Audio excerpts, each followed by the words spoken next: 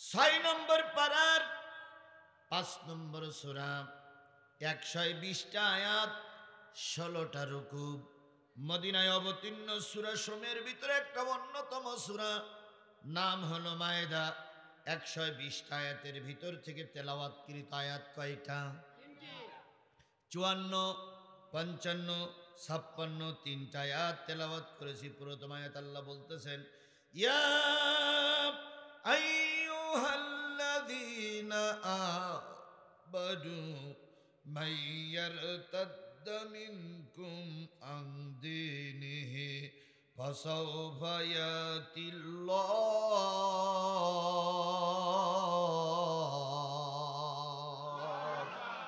ওহে ঈমানদারেরা তোমাদের দল তোমাদের ধর্ম তোমাদের সংগঠন তোমাদের দলের থেকে যদি কেউ মারা যায় অথবা বেরিয়ে যায় অথবা বিদেশে পাড়ি জমায় অথবা মৃত্যু কারাদণ্ড হয়ে যায় অথবা ফাঁসির কাস্টে ঝুলে মারা যায় মন খারাপ করো না একজন চলে গেছে দুঃখ নাই ওই জায়গায় আমি আল্লাহ পাক আর একটা দল ফিট করে দেব তোমরা মন খারাপ করো না তোমরা পথ ছেড়ে দিও না তোমরা ময়দান ছেড়ে দিও না তোমরা ময়দানে থাকো তোমাদের দায়িত্ব ময়দানে থাকার আর আমার দায়িত্ব তোমাদের সাহায্য করার জ্বলন্ত প্রমাণ নেন এখান থেকে 6 মাস আগে এক স্বৈরাচারী সরকার আমাদের দেশে ছিল কথা বলেন ঠিক না ঠিক এই স্বৈরাচারীরে হটানোর জন্য বাংলাদেশ জাতীয়তাবাদী দল বিএনপি কম চেষ্টা করেনি মিছিল করেছে মিটিং করেছে হরতাল ডেকেছে জনসভা করেছে বিভিন্ন জায়গায় সমাবেশ করেছে সফলতার দ্বার প্রান্তে পৌঁছাতে পারে নাই বাংলাদেশ জামাত ইসলামী ঢাকা থেকে শুরু করে একবার বিভিন্ন ময়দান পর্যন্ত তারা সবাই চেষ্টা করেছে ময়দান দখল করতে শেষ পর্যন্ত নেতারা এই মর্মে একত্রিত হয়েছিল এই পেতনির বাচ্চা না মরা পর্যন্ত দেশে আর কিছু হবে না অনেক হুজুররা মসজিদে দোয়া করতে আল্লাহ এত লোকের মরণ হয় তা ফেরাউনের বাচ্চার মরণ হয় না কেন কি এরকম দোয়া শোনেননি আপনার ঈদগার ময়দানও দোয়া করেছে আল্লাহ আজকে ঈদের দিন দয়া করে জালেমের হাত থেকে আমাদের মুক্তি দাও আল্লাহ বললেন সবার চেষ্টা শেষ তোমরা পেরেশান হয়ে গেলে আর ওরাও অহংকার করে বলল আমরা পালাই না আমরা পালানো জাত নয় দুই পক্ষ যখন চরম হতাশার ভিতরে নিমজ্জিত হলো আল্লাহ বললেন বান্দা তোরা নিরাশ হয়ে যা গেছিস হয়তো আমি এবারে এমন একটা দল সেখানে ফিট করব যে দলের পরিচয় তোদের কারোর জানা না ছাত্র আন্দোলনের নামধারী একদল যুবক রাস্তায় নামলো সেই যে রাস্তায় নেমে মিছিল মিটিং শুরু করলো শেষ পর্যন্ত পেত্নির বাচ্চা লেজ গুটাই নিয়ে পালাতে বাধ্য হয়েছে এবার বলুন এই ছাত্রদের পরিচয় আমাদের কাছে জানা ছিল জোরে বলেন জানা ছিল এদের কোনো নাম পরিচয় ছিল না এরা রাস্তায় নামলো আল্লাহ তাই বলতেছে তোমরা যখন নিরাশ হয়ে যাবা তোমরা যখন হতাশ হয়ে যাবা চিন্তা করো না যদি তোমরা দায়িত্ব পালন করতে না পারো তোমাদের জায়গায় আল্লাহ পাক আরেকটা জাতিরে ফিট করে দেবে তার জ্বলন্ত প্রমাণ আমরা দেখেছি না দেখি নাই আরো জোরে বলেন দেখেছি না দেখি নাই বাংলাদেশ জাতীয়তাবাদী দল বিএনপি যখন খালেদা জিয়ারে গৃহবন্দী করে রাখলো তারেক জিয়ারে যখন আসতে দিল না বিএনপি তখন চিন্তা করেছিল দলের মূল অফিসে তালা মারা আর মনে হয় হবে না আর মনে হয় হবে না আর মনে হয় হবে না কিছু বিএনপি নেতৃবৃন্দ গোপনে গোপনে আমলিগির সঙ্গে সংযোগ করে রেখে চলতে লাগলো যাতে করে মামলা না হয় যাতে করে ব্যবসাটা বন্ধ না হয় কথা বলেন কথা বলেন কথা বলেন এরপরেও কিছু নিবিড় এরপরে কিছু একবার নিষ্প্রাণ লোকেরা নিষ্প্রাণ বলবো না কিছু সক্রিয় শক্তি বিএনপির মাঠে ময়দানে ছিল না ছিল তাদের আন্দোলনের মুখে কিছুই যখন হয়নি তবুও তারা ময়দানে ছিল। বাংলাদেশ জামাত ইসলামীর শীর্ষস্থানীয় নেতাদের যখন ফাঁসির কাস্টে ঝুলানো হলো, আল্লামা সাঈদীকে যখন পুশ করে ইনজেকশন দিয়ে মেরে দেওয়া হলো, সবাই মনে করছিল মনে হয় দেশে আর পরিবর্তন হবে না। আল্লাহ রাব্বুল আলামিন তখন এই পরিবর্তনের বাতাস দিয়ে দিল। এই জন্য আল্লাহ বলতেছে মাইয়ার তাদ্দা মিনকুম আন দীনিহি, দিন মানে সংগঠন, দিন মানে দল, দিন মানে ধর্ম, দিন মানে জীবন ব্যবস্থা। তোমাদের দল, তোমাদের সংগঠন, তোমাদের জীবন ব্যবস্থা, তোমাদের চলার পথের যাদের সঙ্গে চলতেছিলে, যদি কেউ তোমাদের থেকে বেরিয়ে যায়, নিষ্ক্রিয় হয়ে যায়, মারা যায়, মন খারাপ করো না, আমি আল্লাহ পাক ওই জায়গায় আরেকটা দল ফিট করে দেব। সেই দলগুলোর গুণ কি? সেই দলের গুণ হচ্ছে আল্লাহ রাব্বুল আলামিন বলতেছেন ইউহিব্বুহুম ওয়া ইউহিব্বুনাহু, তারা আমাকে ভালোবাসবে আর আমি আল্লাহও তাদের ভালোবাসবো। তাদের সঙ্গে আমার ভালোবাসা তৈরি হবে আর তারা আমাকে অন্তর দিয়ে ভালোবাসবে। অন্তর দিয়ে ভালোবাসার লোক যদি ময়দানে তৈরি হয়ে যায়, ময়দান দখল হতে সময় লাগে না, লাগবে না। আজিল্লাতিন আলাল মুমিনিন আইজ্জাতিন আলাল কাফিরিন, এই দলটার আরেকটা গুণ হলো তারা মুমিনের জন্য হবে নরম। মুমিনের জন্য হবে কি? নিজের ভাইদের দেখলে তারা সর্বস্ব ত্যাগ করবে, আর কাফেরদের জন্য হবে তারা বড় শক্ত। চরমনাই হুজুর আর বাংলাদেশ জামাত ইসলামী, ইসলামী আন্দোলন বাংলাদেশ আর বাংলাদেশ জামাত ইসলামী দুইজন একটু অন্যভাবে ছিল। যখন আবার দুইজন এক জায়গায় হয়ে গেল, দেখলাম দুইজন মাটির মানুষ।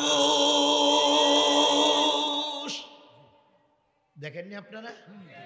কি চরমনার পীর সাহেবের সঙ্গে জামাত ইসলামের আমি দেখা করেছি, দেখেছেন আপনারা সে দৃশ্য? এবার দুইজন বক্তব্য সংবাদ সম্মেলন করে বলেছে দুইজনের ভোট বাক্স হবে একটা। সুবহানাল্লাহ বলবেন না? সুবহানাল্লাহ বলবেন না? দুইজনের ভোট বাক্স হবে কয়টা? তার মানে আমরা দুই দল এক। এতদিন পর্যন্ত কিছু কিছু লোক আমাদেরকে বলতেন, যখন ধর্মের দাওয়াত দিতাম, ইসলামের দাওয়াত দিতাম, তখন কিছু কিছু মুসলমান বলতো, ও হুজুররা কি করে ইসলামী রাষ্ট্র গঠন করবে? হুজুরদের ভিতরে মিল নেই। তাই বলতো না? তাই বলতো না? আচ্ছা, এখন চরমনাই হুজুরা জামাত ইসলাম মিল হয়ে গেছে, এখন কি বলবা দুলা ভাই? কি এখন তোমরা কি বলবা? এখন ওরা কি বলতে জানেন? ও মিলতাল হলে কি হয়, জায়গায় গিয়ে আবার পৃথক হয়ে যাবে। তার মানে এগুলো পরিকল্পিত কথা। কথা বলেন, কথা বলেন, কথা বলেন। আবার দেখলাম গতকালকে বিএনপির মহাসচিব তিনিও গেছেন ওই চরমনার হুজুরের বাড়িতে দেখা করার জন্য। আমার মনে হয় চরমনার হুজুর এখন বিরাট একটা কিছু, চরমনাই হুজুর চিন্তা করতেছে, আসবা না, সবাইকে আইতে হবে।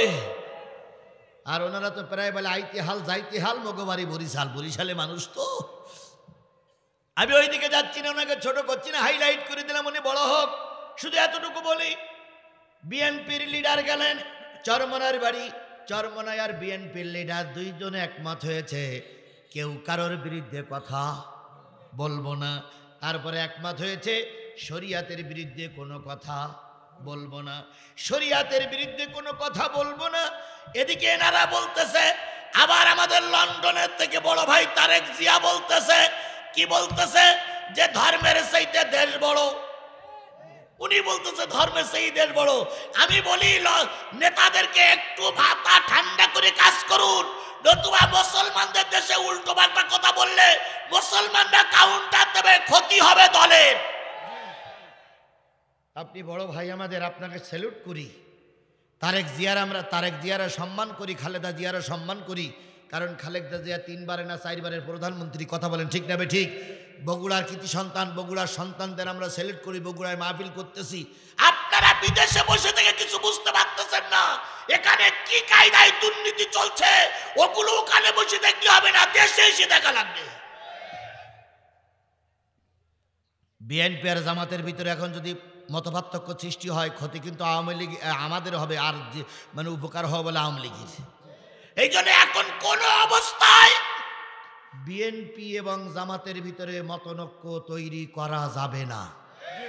সবাইকে মিলেমিশে কথা বলতে হবে। কথা বলার আগে ভেবে চিনতে, অনেক চিন্তা ভাবনা করেই কথা বলা লাগবে। বিএনপির ভাইদের বলি, জামাতের ভাইদের বলি, আমি জামাতের লোকও না, বিএনপির ভাইদের বিএনপির লোকও না, আমি কোরআনের লোক। এই কথা বলেন আমি কিসের লোক? আরো জোরে বলেন আমি কিসের লোক? বিএনপি আমার ভাই, জামাত আমার ভাই, সবাই আমার ভাই। এক হাত ডাইন হাত আর এক হাত বাম হাত, আমি সবাইকে নিয়ে চলতে চাই। কিন্তু কথা বলতে গেলে দুই পক্ষের হিসাব কিতাব করেই বলতে হবে আমার ভাইয়েরা। হ্যাঁ, আমলিক ভাই নয়, ওটা তো ভাই নয়। নয় কেন নয়? ওরা আমাদের ওয়াজ করতে দেয়নি, ওরা মসজিদ ভেঙে দিয়েছিল, ওরা আল্লামা সাঈদীর ফাঁসির কাস্টে ঝুলিয়েছে। ওদের সঙ্গে মুসলমানের কোনো সম্পর্ক থাকতে পারে না। ওদের সঙ্গে যে কোনা থাকবে সব কটা অবৈধ ভাইয়ের সন্তান। এখানে আপোষের কোনো প্রশ্নই ওঠে না। কি কায়দায় বলতেছে ওনারা ফেব্রুয়ারির 1 তারিখ থেকে আন্দোলনে নামবে। ফেব্রুয়ারির 1 তারিখ থেকে কি নামবে? আন্দোলন নামবে। দুপচাচি আর বগুড়ার মুসলমানদেরকে বলি, ফেব্রুয়ারির 1 তারিখের আগে 30শে জানুয়ারি, 31শে জানুয়ারি, কালকে বাদে পরশুদিন আমরা সবাই সতর্ক থাকব। যদি আওয়ামী লীগের ব্যানারে, আওয়ামী লীগের টিকিটে, আওয়ামী লীগের নাম নিয়ে যদি কোনো কাজ বাংলাদেশে কেউ করতে চায়, সেটার ঠ্যাং গুঁড়ো করে থানায় জবরদস্ত করব। কাউকে বাংলাদেশের মাটিতে দাঁড়াতে দেব না, দেব না, দেব না। যদি বলেন হুজুর কেন? তারাও তো এদেশের নাগরিক। তারা এদেশের নাগরিক হয়ে যদি হয়ে থাকে, বিডিআরদের হত্যা করলো কারা? বিডিআরের হত্যার বিচার না হওয়া পর্যন্ত আওয়ামী লীগকে রাজনীতি করতে দেওয়া হবে না।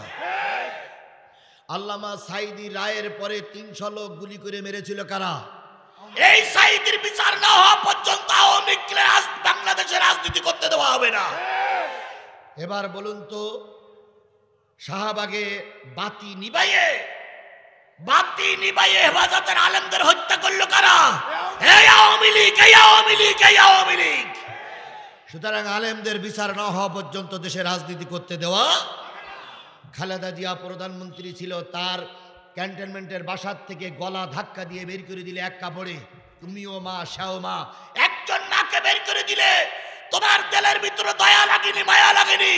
ওই মায়ের বিচার কমপ্লিট না হওয়া পর্যন্ত আওয়ামী লীগকে দেশে রাজনীতি করতে দেওয়া হবে না, হবে না, হবে না। এরপরে সর্বশেষ হলো এই যে সংস্কার আন্দোলনে 2000 মানুষকে তারা গুলি করে মেরেছে। এর ভিতরে ছাত্র আছে, ছোট্ট ছোট্ট শিশুরা আছে, মা বোন আছে, সচিব আছে, রিক্সাওয়ালা আছে, কৃষক আছে। এদের মৃত্যুর বিচার যতদিন পর্যন্ত কমপ্লিট না হবে, এদের মৃত্যুর শাস্তি যতদিন পর্যন্ত বাংলাদেশের 18 কোটি মানুষ চোখে না থাকবে, ততদিন পর্যন্ত আমাদের চোখে আওয়ামী লীগ একটা সন্ত্রাসী গ্রুপ, একটা সন্ত্রাসী দল। কথা বলেন ঠিক না বে ঠিক? ছাত্রলীগকে যেমন সন্ত্রাসী কায়দায় নিষিদ্ধ করা হয়েছে, জাতির এখন দাবি হলো এই আওয়ামী লীগকেও নিষিদ্ধ করতে হবে। বলুন তো, আয়না ঘর করেছিল তার কারা? সেই আয়না ঘরে আমি 5 দিন ছিলাম। আমার জীবনের 5টা দিন ওই ঘরে আমাকে থাকতে হয়েছে। সেই 5টা দিনের ভিতরে ওরা আমার পেশাব পায়খানা সুযোগ করে দেয়নি। যদিও পেশাব পায়খানা করেছি, বিশ্বাস করো, কোরআন শরীফ সামনে পেশাব পায়খানা করার পরে বারবার বলতাম যে একটু পানি দাও, অন্তত পানি দিয়ে জায়গাটা পরিষ্কার করি। ওরা আমার একটু পানিও দেয়নি। পেশাব পায়খানা করার ওই অবস্থায় কাপড় দিয়ে মুছতে হয়েছে, সেই অবস্থায় নামাজ পড়তে হয়েছে। 5 দিনের ভিতরে চোখ মোটে খুলেইনি। কখন যে রাত হয়েছে, কখন যে দিন হয়েছে, মালিকই ভালো জানে। তাহলে এই কষ্টের হিসাব যতদিন পর্যন্ত বাংলার জনগণ না নিতে পারবে, ততদিন পর্যন্ত বাংলার মাটিতে রাজনীতি করতে দেওয়া হবে না। পুরায়ের জন্য যদি আবারও কাপড়ের কাপড় বেঁধে রাস্তায় নামতে হয়, পুরায়ের জন্য যদি আবারও আয়না ঘরে যেতে হয়, প্রয়োজন যদি আবারও মামলা নিয়ে রাস্তায় নামতে হয়, সবকিছু মাথা পেতে নিতে রাজি, তবু আওয়ামী লীগকে রাজপথে দাঁড়াতে দিতে রাজি নয়। কারা কারা রাজি আছেন দুই হাত উঁচু করে আল্লাহরে দেখান।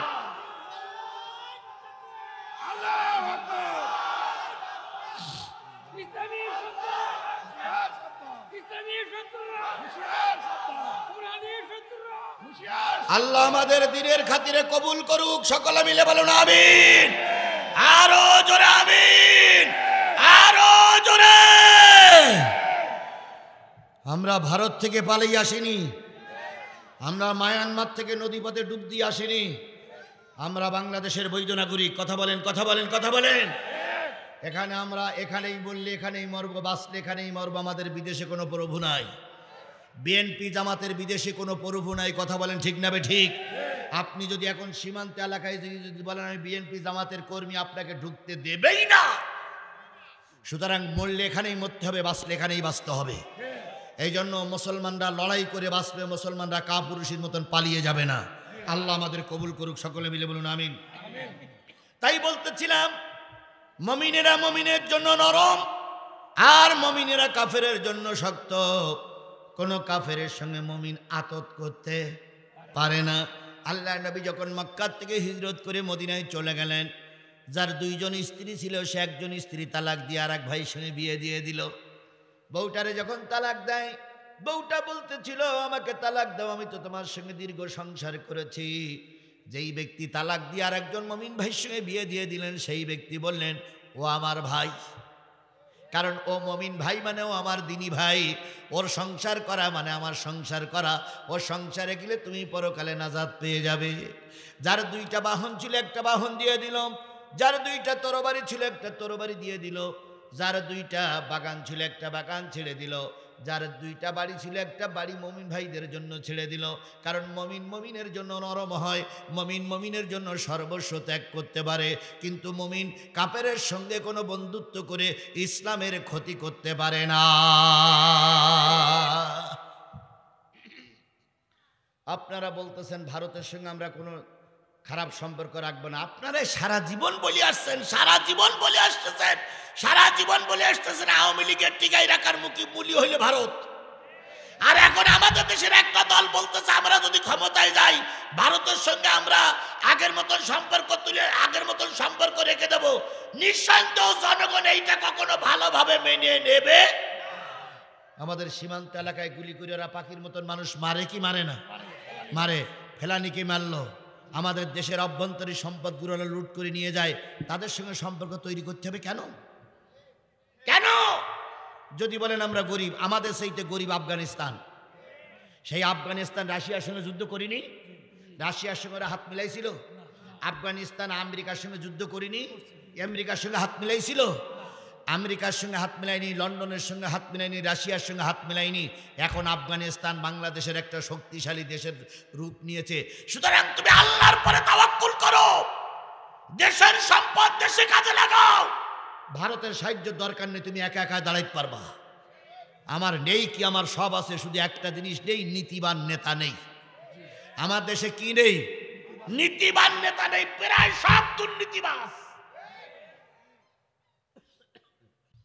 আজারি একটা কথা বলিস, খুব গা লেগেছে। আজারি বলিস একদল খেয়ে গেছে আর একদল খাওয়ার জন্য। এই কথাটা গায়ে লাগবে কেন? এই কথাটা গায়ে লাগবে কেন? সারা জীবন তো আপনারা নীতির পক্ষে কথা বলেছেন, এখন গায়ে লাগতেছে কেন? তারপর আমাদের দেশের আর একজন মহিলা নেত্রী তিনি বলেছেন এই আজারি নিয়ে বাজে কথা বলেছেন।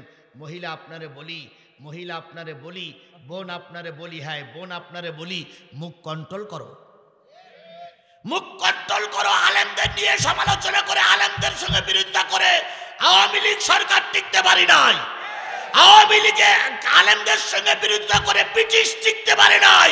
তোমরাও যদি আলেমদের নিয়ে সমালোচনা করো, খোদার কসম তুমি যত বড় নেত্রী হও, তুমিও সমাজে টিকতে পারবা না, পারবা না, পারবা না। তোমার জনপ্রিয়তা আর আজারির জনপ্রিয়তা হিসাব করে দেখো তো। তুমি একটা সমাবেশ করো তো, চাঁপাইনবাবগঞ্জের মেয়ে, তুমি একটা সমাবেশ করো তো, তোমার সমাবেশে কয় হাজার লোক হয়? আর আজারি সমাবেশে লক্ষ লক্ষ লক্ষ মানুষ হাজির হয়। আমি জানি না, আমি কাউকে ছোট করি না, খালেদা জিয়া তারেক জিয়াও যদি আসে আর আজারি আর আমাদের দেশের আলেমগুলো যদি এক জায়গায় সমাবেশ করে, আমার মনে হয় তারেক জিয়া খালেদা জিয়ার সেইটা আজারির মাহফিলে লোক বেশি হবে। সুতরাং তাদের নিয়ে তোমরা সমালোচনা করার আগে নিজেকে আয়নার সামনে দেখো যে জনগণ তোমাদের কোন চোখে দেখতেছে। ফালতু কথা বন্ধ করো, আলেমদের নিয়ে সমালোচনা বন্ধ করো। আমি তো বারবার আমার জীবনের সব কিছু শেষ করেছি। আমি আওয়ামী লীগের সঙ্গে আতত করিনি। আমি সারা দেশে বিএনপির সঙ্গে সুসম্পর্ক বজায় রাখার জন্য আমরা কথা বলি। দুই একজন হয়তো উল্টোপাল্টা বলতেই পারে, তাই নিয়ে যদি সিনিয়র নেতারা সমালোচনা করে, বাংলাদেশ জামাত ইসলাম আপনাদের নিয়ে তো কোনো জায়গায় সমালোচনা করে না। বাংলাদেশ জামাত ইসলামের নিয়ে সমালোচনা করে উনি হাসি মুখে বলে, হ্যাঁ ওনারা বলতেই পারে, তবে ওনাদের সঙ্গে আমাদের দুঃসম্পর্ক নাই। এর নাম রাজনীতি, এর নাম রাজনীতি, এর নাম রাজনীতি। চরমনাই হুজুর সারা জীবন বলে আসছে বাংলাদেশ জামাত ইসলামের একটা বাতিল ফেরকার দল। আবার সেই চরমনাই হুজুরের বাড়ির আগে জামাতের আমি যে হাজির। এর নাম মানবতা, এর নাম উদারতা, এর নাম রাজনীতি। কথা বলেন, কথা বলেন, কথা বলেন। আমার ভাইয়েরা, মুসলমানদের জন্য হবে তারা নরম, কাফেরদের জন্য হবে তারা শক্ত।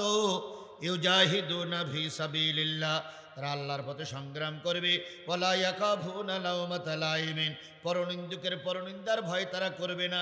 এটা আল্লাহর পক্ষ থেকে বড় অনুদান। আল্লাহ যাকে চায় তারই দেয়, আর আল্লাহ সব কিছু শোনেন এবং জানেন। একটা আয়াতে পর্যন্ত চলে গেলাম আমার ভাইয়েরা। তাহলে আল্লাহ রসুল, আল্লাহ পাক বলতেছে, তোমাদের দল থেকে যদি কেউ চলে যায় চিন্তা করো না, একটা নতুন দল আমি ভিট করে দেব। অহুদের যুদ্ধে যখন 70 জন লোক মারা গেল, কয়জন? 70 জন লোক মারা গেল। নবী আহত হলেন, কষ্ট পাইলেন, কিন্তু নবী কষ্টরে কাটাই উঠলেন। এরপরে যখন মক্কা নগরীতে যখন আল্লাহ রসুল যখন মেরাজ করে আসলেন, এটা কোন মাস চলতেছে বলেন তো? রজবের মাস চলতেছে। যখন মেরাজ করে আসলেন, অনেক মুসলমানরা বলেছিল যে হুজুর সাল্লাল্লাহু আলাইহি সাল্লাম এতদিন যা বলেছে সে কথাগুলো সত্য, কিন্তু এক রাত্রিতে আসমান জমিন সব কিছু দেখে, জান্নাত জাহান্নাম দেখে, এত কিছু দেখে আবার রাতের শেষ হওয়ার আগে ফিরে আসছে। এটা যেন কেমন কেমন সন্দেহ মনে হয়। আল্লাহ রাব্বুল আলামিন বললেন, নবী গো, দল থেকে কিছু লোক চলে যাবে, চিন্তা করো না, ওই জায়গায় আরেকটা লোক আমি ভিট করে দেব। নবীজি মক্কায় দারুণ কষ্টের ভিতরে আছে। ঠিক সেই সময় মদিনায় একজন রাষ্ট্রনায়ক ছিল, নাম তার জালবিব। কি নাম? জালবিব। মদিনায় অনেকগুলো রাজার সমন্বয়ে মদিনা একটা রাষ্ট্র ছিল। সেই জালবিবের একটাই মাত্র ছেলে ছিল, নাম তার হুবহাব। কি নাম? হুবহাব। এরকম সাহাবীর নাম আমরা কোনোদিন শুনেছেন? হুবহাব রাদিয়াল্লাহু তাআলা আনহু। আমার ভাইয়েরা, জালবিব ছিলেন একজন গভর্নর, বিরাট ইহুদি নেতা। আমার আলোচনার বিষয় হলো, লোক এখানে তৈরি না হলে আল্লাহ আর এক জায়গায় লোক তৈরি করে দেবে। আল্লামা সাইদি চলে গেছে। আমরা মনে করেছিলাম সাইদির মতন আর মনে হয় কেউ হবে না, সাইদির মতন কেউ হবে না, ওটাই সত্য কথা। কিন্তু সাইদির শূন্যস্থান পূর্ণ করার জন্য এখন আজারি আমাদের দেশে আবির্ভাব হয়েছে। তবে একটা জিনিস মনে করে রাখেন, যদি 1 লক্ষ আজারি এক জায়গায় হয়, 1 লক্ষ আজারি যদি এক জায়গায় হয়, এক সাইদির সমকক্ষ হবে না। সাইদি সাইদি সাইদি সাইদি সাইদির কোন বিকল্প পৃথিবীতে বাংলাদেশে এখনো কেউ জন্ম নেবে কিনা ওরাও আগাম কথা তো আমি বলতে পারি না, কিন্তু এই পর্যন্ত সাইদির বিকল্প কেউ তৈরি হয়নি। সাইদি নেই, তাই আজারির জনপ্রিয়তা এত বেশি। যদি সাইদি থাকতেন আজারির জনপ্রিয়তা হয়তো কিনা আল্লাহই ভালো জানে। আমি কাউকে ছোট করছি না, শুধু এতটুকু বলি, সাইদি সাইদি। এখন সাইদি চলে যাওয়ার পরে আজারিকে কে তৈরি করে দিলেন? আল্লাহ রাব্বুল আলামিন বলতেছেন, নবী মক্কায় পরিবেশ নাই, চিন্তা করো না, মদিনায় পরিবেশ হয়ে যাবে। জালবিব ছিলেন একজন ইহুদি লিডার। জালবিবের বাড়ি ছিল বিরাট লাইব্রেরি। তিনি ছিলেন একজন রাষ্ট্রনায়ক। বিভিন্ন দেশ বিদেশি বই দিয়ে তার বাড়িটা ভরা।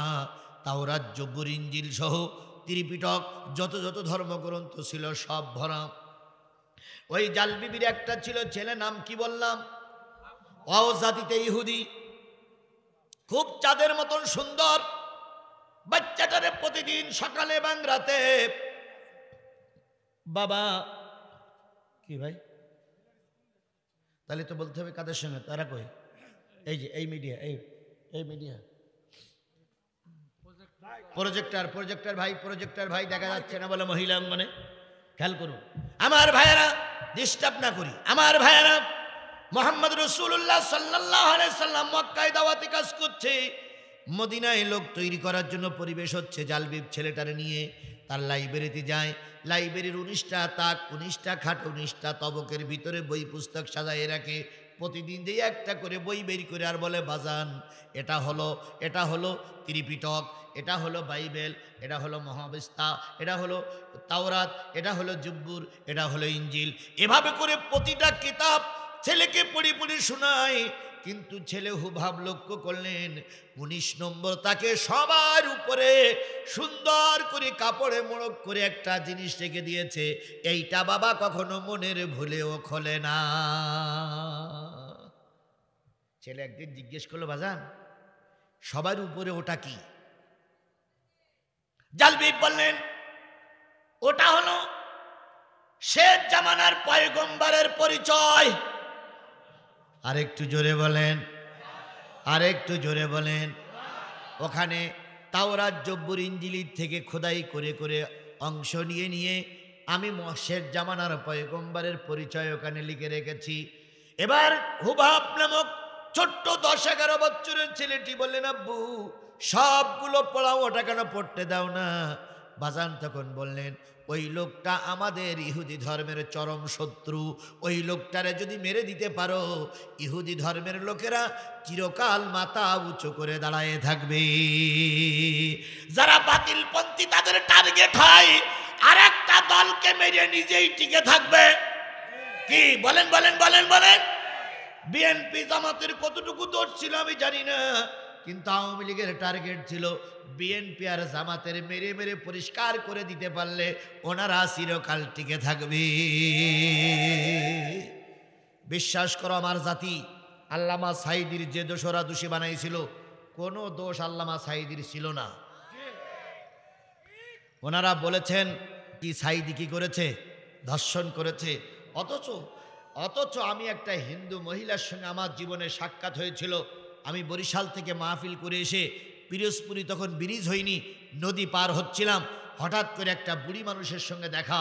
বুড়ি মানুষের হাতে শাঁখা, গলায় ওদের পইতে, হাতে কি বলে রুমাল পেঁচিয়ে ওই ভগবানের নাম করছে, বলহরি বলহরি বলহরি। আমার কাছে তখন আমার গাড়ি ছিল না, একটা ব্রিফকেস হাতে ছিল। আমি যখন নদীতে এক প্রান্তে দাঁড়িয়ে আছি, যখন নৌকার উপরে, তখন ওই বুড়িটা আস্তে আস্তে এসে বলতেছে, বাবা তোমার নাম কি? আমি করলাম, মা কেন? কই তুমি কি ওয়াজ করি বেড়াও? আমি বললাম, বুড়িমা হ্যাঁ। তোমার নাম? আজিজুল ইসলাম। তো বুড়ি বলতেছে, বাজান আমি তোমার সঙ্গে কিছু কথা বলতাম। আমি চিন্তা করলাম যে বুড়ি হিন্দু মানুষ, বেশভূষা সাজসজ্জায় দেখা যাচ্ছে হিন্দু, একেতে পিরোজপুর, এখানেই সাঈদীর বিপদ, আবার এই নারী কোনো বিপদে ফেলে কিনা। কোরআন শরীফ সামনে, আমি এখান থেকে নৌকার আর এক প্রান্তে গেলাম, নৌকা চলছে। বুড়ি আস্তে করে পিছন দিক থেকে যে আমার ব্রিফকেসের হাতলটা ধরে বলতেছে, বাজান তুমি ভয় পাচ্ছ কেন? আমার কিছু কথা তোমাকে শুনতে হবে। আমি বললাম, মা কথাগুলো কি? বুড়ি তখন চোখের পানি ফেলায় কাঁদতেছে আর বলতেছে, বাজান তুমি কি আল্লামা সাঈদীর খবর বলতে পারো? আমি বললাম, বুড়িমা তিনি তো একজন রাজাকার, তিনি একজন যুদ্ধ অপরাধী, তিনি নাকি তোমাদের মতন হিন্দু মহিলাদের বাড়ি ঘরদর পড়াই দিয়েছে, তার খবর নিয়ে তোমার কি দরকার? ওই মহিলা বুড়ি মানুষ নিজের হাতটা আমার মুখের পরে দিয়ে বলতেছে, বাজান এমন কথা বলো না, ভগবান অসন্তুষ্ট হবে। আমি বললাম, বুড়িমা তুমি কি বলতে চাও? তখন এই বুড়ি বলতেছে, ও হুজুর আমি ভগবানের নামে কসম করে বলতে পারি, আল্লামা সাঈদী কোনো হিন্দুর ক্ষতি করেনি। আমি বললাম, মা তোমার কথা তো যদি বিশ্বাস করবে না। কয় বিশ্বাস যদি না করে তাহলে তুমি আমার কথাটা শোনো, তুমি জাতির কাছে তুলে ধরো। সেটা হলো সাইদির বাড়ি যাওয়ার পথে আমার বাড়ি, আমি সাইদির একটা ভোটার, আমার স্বামী নাই, ছেলে নাই, মেয়ে নাই, আমার পরিবারে আমি ছেলে কেউ নাই। এই যে ভিক্ষে করতে বেরিয়েছি, ভিক্ষে করতে করতে নদীতে নদীতে ভিক্ষা করি, সন্ধ্যা হয়ে যাবে, ভ্যানে চড়ে বাড়ি যাব, যা পাবো তাই খাবো, পরের দিন সকালবেলা আবার ভিক্ষার ঝুলি নিয়ে বাহির হব। কিন্তু যতদিন পর্যন্ত আল্লামা সাঈদী বেঁচে ছিলেন ততদিন আমার ভিক্ষা করা লাগতো না। আমি বললাম বুড়িমা কেমন? কয় সাঈদী 6 মাস অন্তর অন্তর এলাকায় ঢুকতেন, যখন ঢুকতেন তখন আমার বাড়ির পাশ দিয়ে যাইতেন, আমাকে ডেকে বলতেন কাকিমা তোমার সাঈদী বলো এলাকায় আসছে। আমি বেরিয়ে আসতাম। আল্লামা সাঈদী, মাওলানা সাঈদী আর হুজুর সাঈদী যা বলো না কেন, উনি একটা প্যাকেট দিয়ে বলতেন বুড়িমা 6-7 দিন পরে আমি তোমার কাছে আবার দেখা করে যাব। প্যাকেটটা খুলে নিয়ে দেখতাম বিভিন্ন রকমের ফল, আপেল আছে, লেবু আছে, কমলা আছে, এরপরে খেজুর আছে, বিভিন্ন ধরনের ফল, কিছু কাপড় চোপড় দিয়ে প্যাকেটটা ভরা। আমি প্যাকেটটা নিয়ে খুশি হইতাম। এবার যখন তিনি বেরিয়ে যেতেন শেষের দিকে এসে সবার কাছ থেকে বিদায় নিয়ে তিনি আমার বাড়িতে বসতেন, বাবা আমার পাশে বসে আমার খোঁজ খবর নিয়ে বলতেন বুড়িমা কাকিমা 6 মাস পরে হয়তো আমি আসবো, এই তোমার জন্য 20,000 30,000 টাকা থাকলো, 6 মাস তুমি বাজার করে করে খাবা, যদি কোনো সমস্যা হয় কারোর কাছ থেকে নিও, আমি এসে আবার তোমার ঋণ পরিশোধ করে দেব। ও আমার হুজুর, আজকে 3টা বছর আল্লামা সাঈদী আমার আর কাকি বলে ডাকে না। সে কোথায় বলতে পারো? আমি বললাম কাকিমা ওই লোকটা তো এখন জেলখানায় ধুকে ধুকে মরতেছে, সে নাকি যুদ্ধ অপরাধী, সে নাকি হিন্দুদের বাড়ি ঘরদর লুট করেছে। তখন এই বুড়ি মামাকে ডেকে বললেন বাজান, যদি কোনোদিন তুমি একটা বক্তা, সেও একটা বক্তা, যদি কোনোদিন তোমার সঙ্গে সাঈদীর দেখা হয় আমার সালামটা সাঈদীর কাছে পৌঁছে দিও, আর বলিও তোমার কাকিমা বড় কষ্টের ভিতরে আছে। ও আমার জাতি, সেদিন একটা হিন্দু ভদ্রলোক, হিন্দু মহিলা আল্লামা সাঈদীর জন্য চোখের পানি ফেলাই দিয়ে কাঁদলো, আর তুমি আর আমি মুসলমান, আল্লামা সাঈদীর রায়ের পরে তুমি আর আমি আনন্দ মিছিল করে বেড়াইছি। তাহলে ওই হিন্দুর চাইতে এই মুসলমান আল্লাহর কাছে ভালো না খারাপ আল্লাহই ভালো জানে। সুতরাং আমি যে জিনিসটা বুঝাতে চাচ্ছিলাম, আল্লাহ রাব্বুল আলামিন কখন কোন জায়গায় লোক তৈরি করবে সে ব্যবস্থা কার? ওই যে ছোট্ট একটা ছেলে, নাম কি বললাম? হুবহাব। বাবার নাম কি বললাম? জালবিব। জালবিব একজন ইহুদি লিডার, সব জিনিসগুলো দেখায়, 19 নম্বর তাকের ভিতরে কি আছে লেখা আছে সেটা দেখায় না। ছেলে একদিন বলল আব্বু দেখাও না কেন? কয় ওখানে সবচেয়ে বড় একজন মহামনীষীর নাম পরিচয় লেখা আছে। দেখাও না কেন? কয় দেখলে তুমি আগের থেকে যদি ষড়যন্ত্র জালে আটকা পড়ে যাও তাহলে মুহাম্মদ বিজয়ী হয়ে যাবে, আমার মৃত্যুর পরে তুমি যখন বড় হবে এই মদিনায় মুহাম্মদ সাল্লাল্লাহু আলাইহি সাল্লাম একদিন আসবে, তুমি তাকে যদি চক্রান্ত ষড়যন্ত্র করে মেরে দিতে পারো, আল্লাহর কসম, ঈশ্বরের কসম, আমাদের ইহুদি ধর্ম জীবনেও কেউ কোনো ক্ষতি করতে পারবে না। ভারতও জানতো যদি আল্লামা সাঈদী বেঁচে থাকে ভারতের আধিপত্য থাকবে না, তাই ভারতের ষড়যন্ত্রের কারণে আল্লামা সাঈদীকে বিদায় নিতে হয়েছে। যে সাঈদীকে ষড়যন্ত্র করে ভারত মেরে দিল, যদি বাংলাদেশের কোন দল, বাংলাদেশের যদি কোনো পার্টি ওই ভারতের সঙ্গে লিয়াজ করে ক্ষমতায় যেতে চায়, ক্ষমতার বদলে জুতোর মালা পরানো হবে।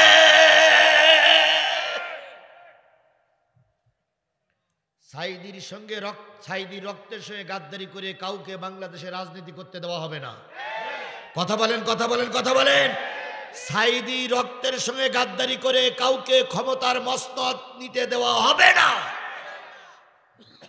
আপনি যত বড়ই লিডার হন না কেন, সাঈদীর রক্তের সঙ্গে গাদ্দারি করে আপনাকে ক্ষমতায় বসাবো না আমরা। যদি মনে করেন ফুলের মালা পরবেন, ফুলের মালার বদলে আপনি জুতোর মালার অপেক্ষায় থাকেন। চাপাই নবাবগঞ্জের নারী নেত্রীরে বলি, ইসলামের সঙ্গে গাদ্দারি করে, সাঈদীর রক্তের সঙ্গে গাদ্দারি করে, ধর্মের সঙ্গে গাদ্দারি করে, ধর্মওয়ালাদের সঙ্গে গাদ্দারি করে বাংলাদেশে কেউ ক্ষমতায় টিকে থাকতে পারবে না। সুতরাং হয় তাওবা করে ফিরে আসো, নতুবা শেখ হাসিনা যে পথে চলে গেছো তোমরাও সেই পথে চলে যাও। তোমাদের মতো বিপদের জন্য ভারতে চলে গেলে আমাদের কোনো কোনো সমস্যা হবে না। কথাবার্তা আমি ভেউজুকে বলার জন্য সবাইকে অনুরোধ করছি, দয়া করে বেভাস কথা বলবেন না, বেভাস কথা বলে জাতির কষ্ট দেবেন না। আমি আমার জীবনের চাইতে আল্লামা সাঈদীর বেশি ভালোবাসি। আপনি আপনি আপনি কারণ সাঈদীর ভালোবাসা মানেই নবীকে ভালোবাসা। কারণ উত্তরসূরি, যদি নবীর উত্তরসূরি কাউকে আমরা মেনে দিতে পারি, তিনি হলেন আল্লামা সাঈদী। আল্লাহ রসুল যেগুলো আগাম কথা বলেছিলেন, ভবিষ্যৎবাণী করেছিলেন, সেগুলো যেমন সত্যে পরিণত হয়েছে, আল্লামা সাঈদী যে কটা ভবিষ্যৎবাণী করেছে সব কটা ভবিষ্যৎবাণী 100 কাজে লেগেছে। আল্লামা সাঈদী বলেছিলেন, অত্যাচার বন্ধ করো, নতুবা এমন একটা সবাই আসবে ইঁদুরের গর্ত খুঁজি পাবা না। কাজে লেগেছে না লাগেনি?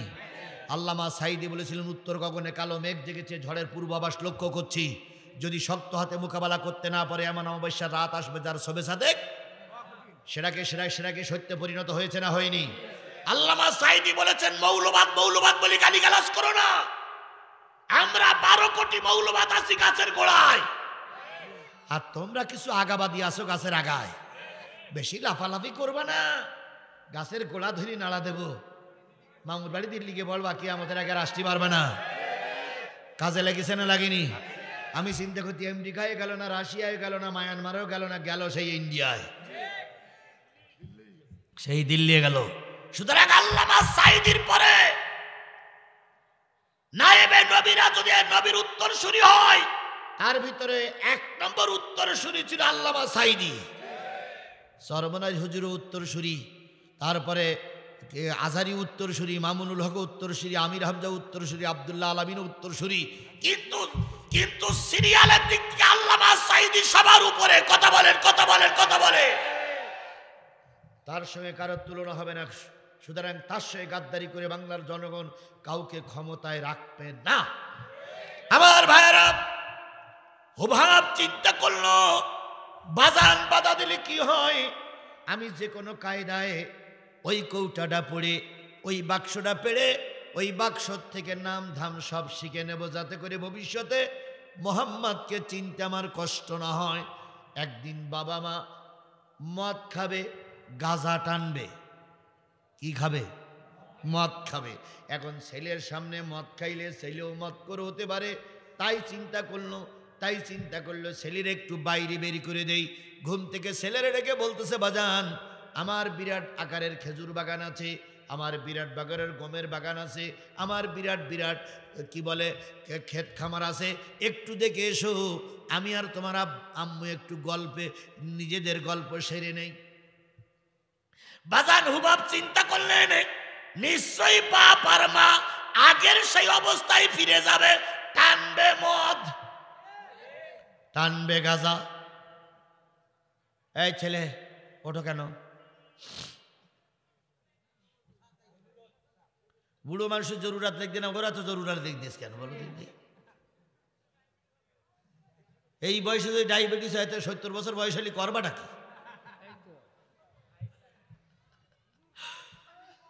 হ্যাঁ, আচ্ছা,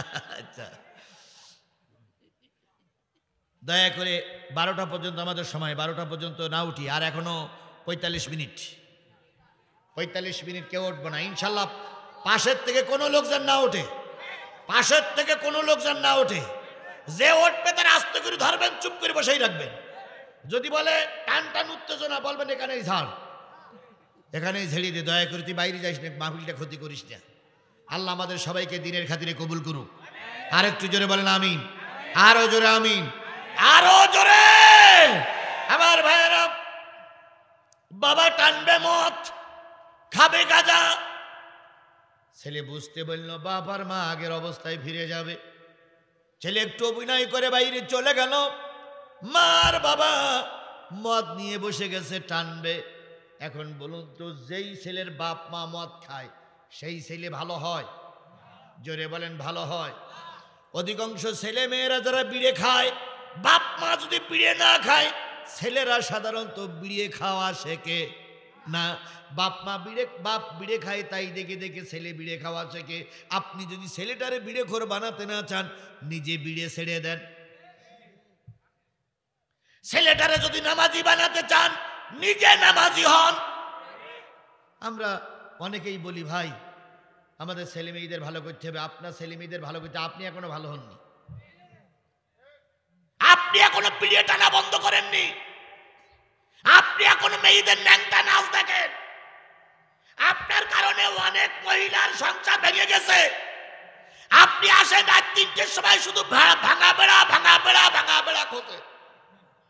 তাহলে আপনার চরিত্র এখনো ভালো হয়নি, আপনার 12-14 বছরের মেয়ের চরিত্র কি করে ভালো হবে?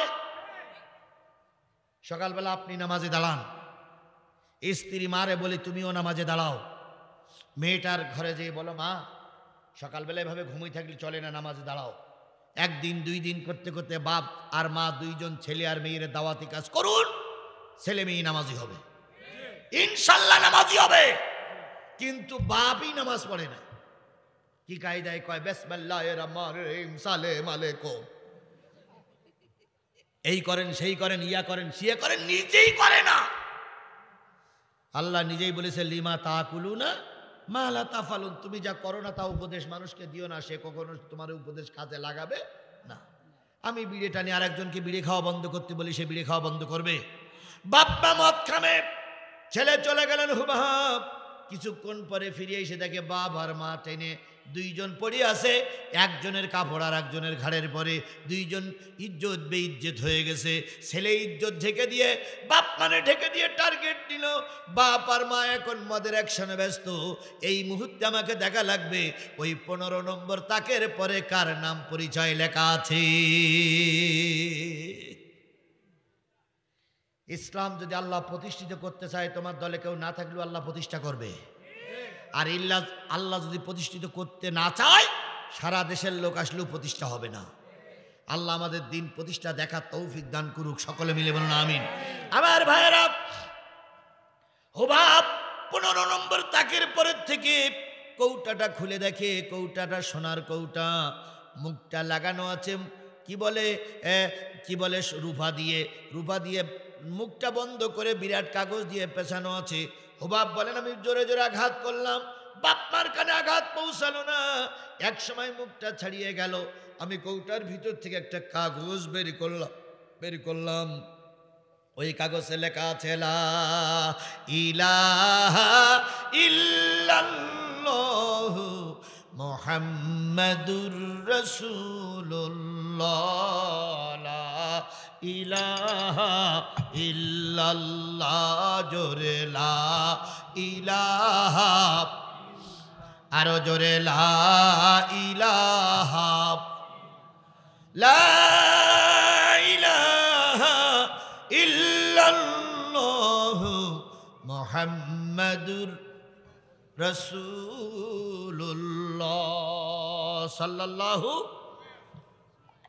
আমার ভাইয়েরা, আল্লাহর নবীর নাম খচিত কাগজটা নিয়ে হুবহাব গালে একটা চুমা দেয়, বুকে একটা ঠেকায়, আর মুখে চুমা দিয়ে দিয়ে কয়, আল্লাহ তোমার নামের সঙ্গে যার নামটা লেখা, নিশ্চয়ই এই লোকটি তোমার অতি প্রিয় ব্যক্তি।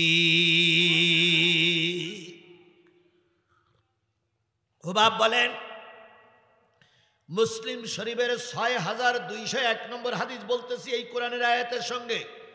হুবহাব বলেন, আমি আর একটা কাগজ ওর থেকে বাইর করলাম, ওই কাগজের ভিতরে দেখা গেল নবীজির বংশ পরিচয় লেখা আছে। নবী কুরাইশ বংশের লোক, নবীর পিতার নাম আব্দুল্লাহ, নবীর মাতার নাম আমিনা। নবী মক্কায় জন্মগ্রহণ করবে, 50-40 বছর বয়স আল্লাহ নবী নবুয়াত পাবেন, 53 বছর পর্যন্ত মক্কায় থাকবেন। 53 বছর পর আল্লাহর নবী মক্কা থেকে হিজরত করে মদিনায় আসবে। আমি যে এলাকা আছি এই এলাকার নাম হলো মদিনা। বালক কান্দে, মাবুদ তুমি আমাকে মুহাম্মাদের সঙ্গে একটু পরিচয় না করাই মৃত্যু দিও না।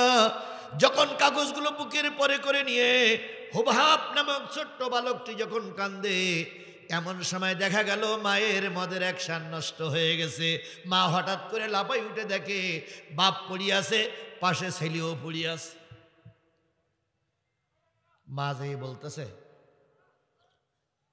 বাজান তুমিও কি মদ খেয়েছ?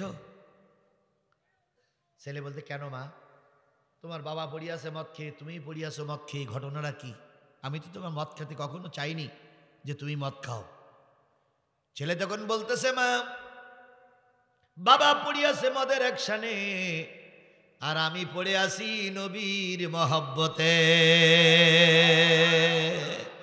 লা ইউমিনু আহাদুকুম হাত্তা আকুনা হাব্বা ইলাইহি মিন ওয়ালিদিহি ওয়া ওয়ালাদিহি ওয়ান নাসি আজমাইন।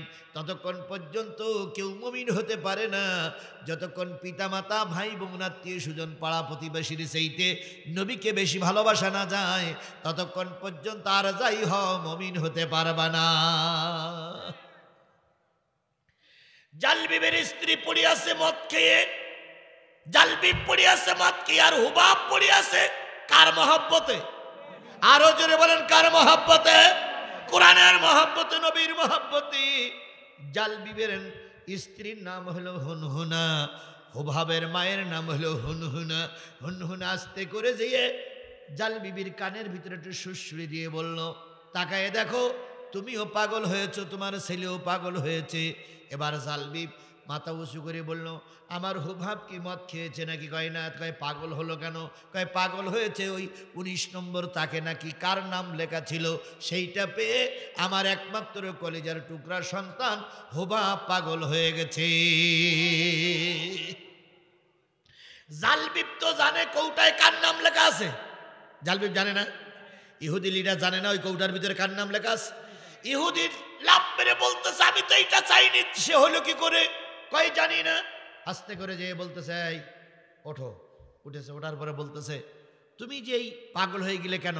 কয় আব্বু, আপনি যে 19 নম্বর তাকে যে নাম ঠিকানা লিখে রেখেছিলেন সে নাম ঠিকানা আমি খুঁজে পেয়ে মোহাম্মদের প্রেমে আমি পাগল হয়ে গেছি। আরেকটু জোরে বলা যাবে না সুবহানাল্লাহ? আরেকটু জোরে বলা যাবে না সুবহানাল্লাহ? হুবাব ডাক দিয়ে বলে, আব্বু নবীর প্রেমে আমি পাগল হয়ে গেছি। সে যে নবী তুমি বুঝলে কি করে? জালবিব বলতেছে, যার নামের সঙ্গে নবীর, যার নামের সঙ্গে আল্লাহর নাম আছে, নিঃসন্দেহ সেই লোকটা ভালো মানুষ। লা ইলাহা ইল্লাল্লাহ মুহাম্মাদুর রাসূলুল্লাহ, আল্লাহর নামের সঙ্গে নবীর নাম, সুতরাং নবীর চাইতে ভালো মানুষ আর কেউ নেই। জালবিব কি এখন ক্ষান্ত হবে না? হুবাবের পর আক্রমণ শুরু করবে। করলেও তাই, মার শুরু হলো। মারতে মারতে একবার মাথার উপরে উঠাই, একবার নিচে নামাই, একবার চড় মারে, একবার থাপ্পড় মারে। বারবার একটা পরিকল্পনার কথা বলতেছে, বাজান নবীর কালেমা ছেড়ে দিবি, নতুবা তোমাকে তোকে মেরেই ফেলবো। হুবাব ডাক দিয়ে বলে, আব্বু মারতে মারতে যদি মেরেও ফেলো, নবীর কালেমা একবার ভিতরে ঢুকাইছি, ওই কালেমা আমি আর ছাড়ব না। দুপসাসিয়ার মুসলমানদের বলি, এটা তো ভালো লক্ষণ নয়। 2-1 করে উঠতেছে কেন? এগুলো কি আওয়ামী লীগের লোক মনে হচ্ছে জানো? তাই হ্যাঁ, আশ্চর্য ব্যাপার। এত বড় একটা মাহফিল, 2-4 জন লোক চলে গেলে মাহফিলের কোনো ক্ষতি হবে? কিন্তু এরা তো কপাল পোড়া। আওয়ামী লীগ তা বলবো না, কপাল পোড়া। আল্লাহর কোরআনের মাহফিল আগামীকাল হবে। একটা দিনে 1 ঘন্টা থাকতে পারলেন আপনি কি জাতের মুসলমান? আপনার ছেলেই তো গাজাখোর হবে, আপনার ভাই তো গাজাখোর হবে, আপনার বউ তো আরেকজনের সঙ্গে চলে যাবে আপনার কারণে। আপনার ভিতরে ইসলাম নেই, আপনি লোকের কি করে উপকার করবেন? আপনার ভিতরে নামাজ নেই, আপনি কি করে লোকের উপকার করবেন? আজকের কোরআনের মাহফিলে আপনি থাকতে পারছেন না, আপনার ছেলের উপদেশ দিলি উল্টো থাপ্পড় মেরে বসবে আপনার ছেলে আপনার গালে। এখন যদি 11টার সময় বাড়ি যাই, স্ত্রী জিজ্ঞেস করবে কি ব্যাপার বাড়ি আসলে যে? কয় হুজুরা রাজনীতি করতেছে। তখন বউ বলবে এতটুকু সহ্য করতে পারলে না, তুমি আমার এই জোরে পিটাও। সুতরাং কোরআনের মাহফিলে বসে ছেলেদের জন্য দোয়া করুন, আপনার মেয়েটার জন্য দোয়া করুন, আপনার স্ত্রী অন্য সে মোবাইলে কথা বলে দোয়া করুন। কিন্তু আপনি ভালো না তো আপনার পরিবার ভালো হবে কি করে? আমি আমার বাবার কথা বলিনি, দাদার কথা বলিনি, দলের কথা বলিনি। আমি কখনো জামাত ইসলামের পক্ষে ভোট দিতে বলিনি, কখনো বিএনপির পক্ষে ভোট দিতে বলছি না। আমি বলতেছি কিসের কথা? এরা বলতেছি হাদিস নম্বর 6201 নম্বর হাদিস, মুসলিম শরীফ। বাড়ি যে মুসলিম শরীফ থাকলে খুঁজে নিয়েন। চলে হ্যাঁ, আচ্ছা হলো যে ভালো হোক আর মন্দ। এখন আপনার যদি কপাল ভালো হয়, কোরআনের মাহফিলে আপনি বলবেন কপাল খারাপ হলে কোরআনের মাহফিলে আপনি বসবেন না।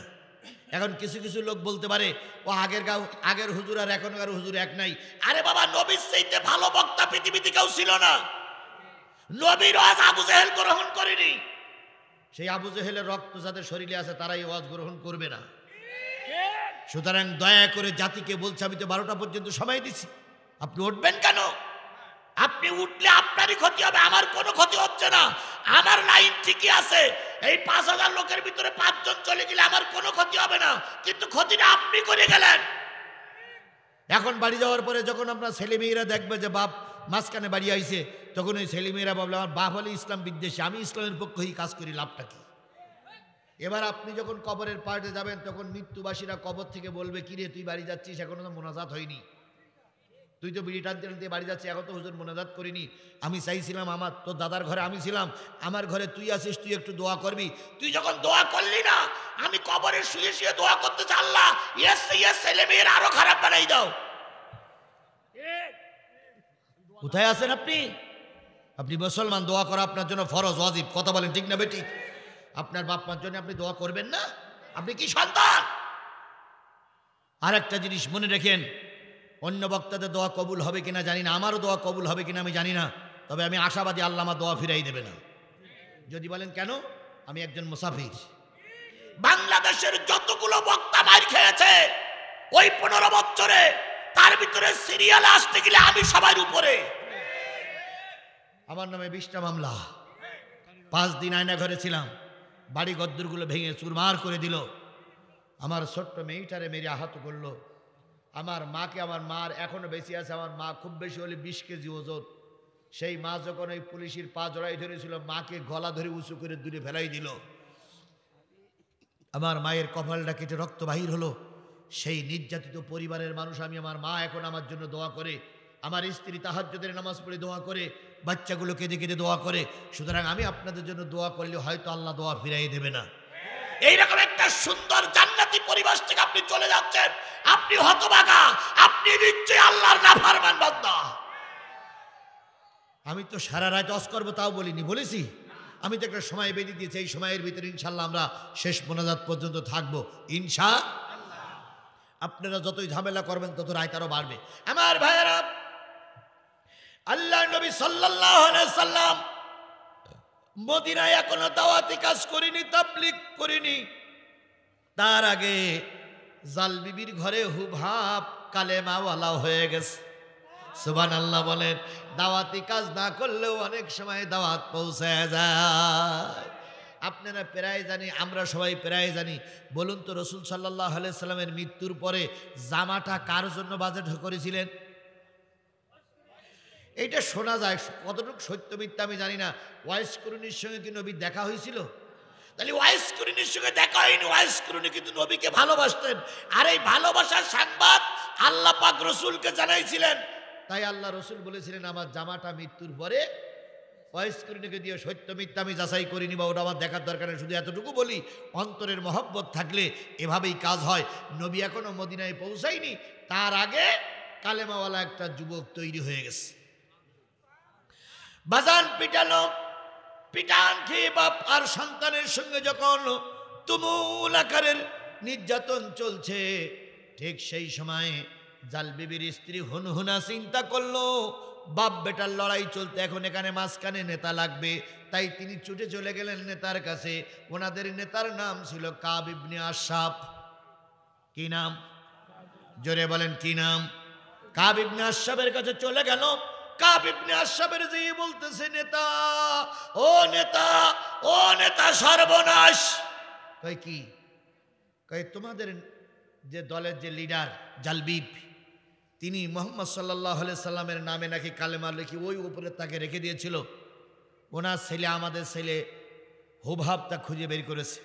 এখন বের করে এখন বাপ বেটায় লড়াই চলতে, তুমি তাড়াতাড়ি আসো।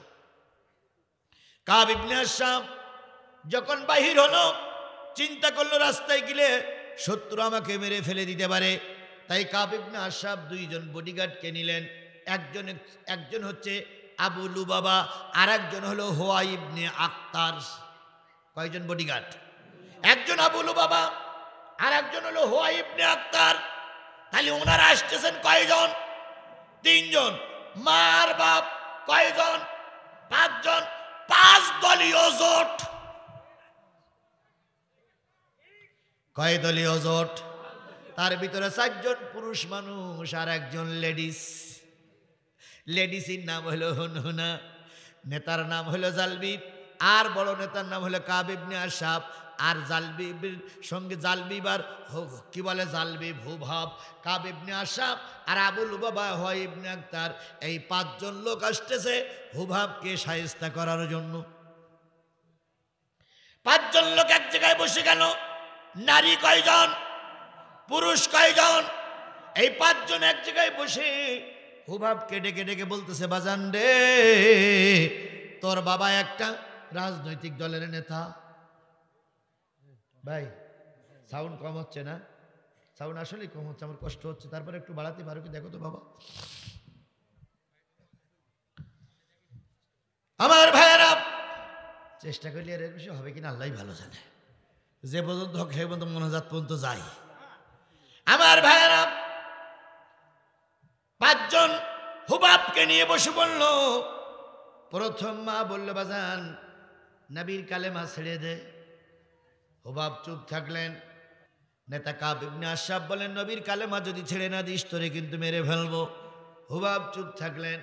জালবিব বুঝালেন, হয় ইবনে আখতার বুঝালেন। 5 জনের বুঝানোর পরে হুবহাব ডাক দিয়ে বলতেছে, আব্বু 2 ঘন্টা আগে বুঝেছিলাম নবী একজন সাধারণ মানুষ, 2 ঘন্টা পরে বুঝলাম এই পৃথিবীর সর্বশ্রেষ্ঠ মানুষ হলো মুহাম্মদ। কি করে বুঝলি? কয় যদি নবী ভালো না হয় তাহলে কেন তোমরা নবীর বিরুদ্ধে উঠে পড়ে লেগেছ? বাংলাদেশ জামাত ইসলামী, ইসলামী আন্দোলন বাংলাদেশ যদি ভালো না হয় তাহলে রামপন্থী বামপন্থীরা কেন তাদের বিরুদ্ধে লেগেছে? আল্লামা সাঈদী যদি বাংলাদেশের ভালো আলেম না হয়, গোটা দেশ সহ বাইরের লোকগুলো কেন তার পিছনে লাগলো? ভারত যখনই আল্লামা সাঈদীর পিছনে লেগেছে তখন আমাদের বুঝে এসেছে আল্লামা সাঈদী একের মানুষ। এবার 5 জন চিন্তা করলে, এভাবে যদি মেরে দেই আমাদের দুর্নাম হবে। এক কাজ করো, রিমান্ডে নাও। কি নাও? রিমান্ড মানে কি বলেন তো? জিজ্ঞাসাবাদ, ইংরেজি শব্দ রিমান্ড। রিমান্ড মানে জিজ্ঞাসাবাদ। বলুন তো, জিজ্ঞাসাবাদে যেই আপনার কাছে ভালোভাবে জিজ্ঞেস করবে, কিন্তু আপনাকে কি ভালোভাবে জিজ্ঞেস করে? জোরে বলেন, জিজ্ঞেস করে। আমার জীবনের রিমান্ডটা আমি বলি। ইফতার করতেছিলাম, তাহলে একটা বুঝি আসবে আপনাদের। ইফতার করাকালীন আমার ছোট একটা মেয়ে, মা ঘরের ভিতরে, আমার স্ত্রী আর একটা আমার শালীর মেয়ে, ছোট 2 জন প্রায় 1 ক্লাসে পড়ে। এই 3 জন নিয়ে আমি বাইরে ইফতার করতেছি। স্ত্রী ইফতারিগুলো দিচ্ছে আর মা ঘরের ভিতরে। হঠাৎ করে দেখি 15-16 জন পুলিশ আমার বাড়ির চারিপাশে ঘিরে ফেলেছে। কেবল বিসমিল্লাহি ওয়ালা বারাকাতিল্লাহ বলে খেয়েছে, অমনি পুলিশ ঘিরে ফেলেছে। পুলিশ এসেই আমাকে বলতেছে, আপনি কি আজিজুল ইসলাম জিহাদি? জি। আপনি জিহাদি কেন? আপনি কি আফগানিস্তানে জিহাদ করতে গেছেন? আমি বললাম, না ভাই, এমনি আমার নামের টাইটেলে লোক জিহাদি বলে তাই পরিচয়। কয় ঠিক আছে, ওসি সাহেব আপনাকে ডেকেছে। ওসি সাহেব আমাকে ডেকেছে। ইফতারি যতটুক করা হলো, নামাজ যতটুক পড়া হলো, ওরা যখন আমাকে নিয়ে যাওয়ার, মা বাধা দিল, মেয়ে বাধা দিল, স্ত্রী বাধা দিল, কারোর বাধা শুনল না। এরপর আমাকে নিয়ে গেলেন থানায়। এশার আজান পর্যন্ত থানায় রাখলেন। এরপরে বললেন, হুজুর আপনাকে জেলখানা কি বলে জেলায় যেতে হবে। এসপি সাহেব আপনাকে সালাম দিয়েছে। এসপি সাহেব সালাম দেওয়ার কথা বলে বাথরুমের ভিতরে নিয়ে বাথরুম সারালেন, বা পেশাব করার পরে এবার আমার চোখ বেঁধে দিল। হাত কড়া পা বেড়ি পরানো, চোখ বেঁধে দিল। যখনই চোখ বেঁধে দিল তখনই বুঝলাম এই জীবন আমার জীবনের শেষ জীবন, আমার আর বেঁচে এরা থাকতে দেবে না। এরপরে রাস্তায় ঘুরাইতে অনেক রাত্রি আমাকে এসপি সাহেবের অফিসে, ডিবি অফিসে নিয়ে গেলেন। ডিবি অফিসে নেওয়ার পরে কিছু খাওয়া আমাকে দিলেন না, একটু পানি খাইলাম। সারা রাত ধরে আমার জিজ্ঞাসাবাদ চললো।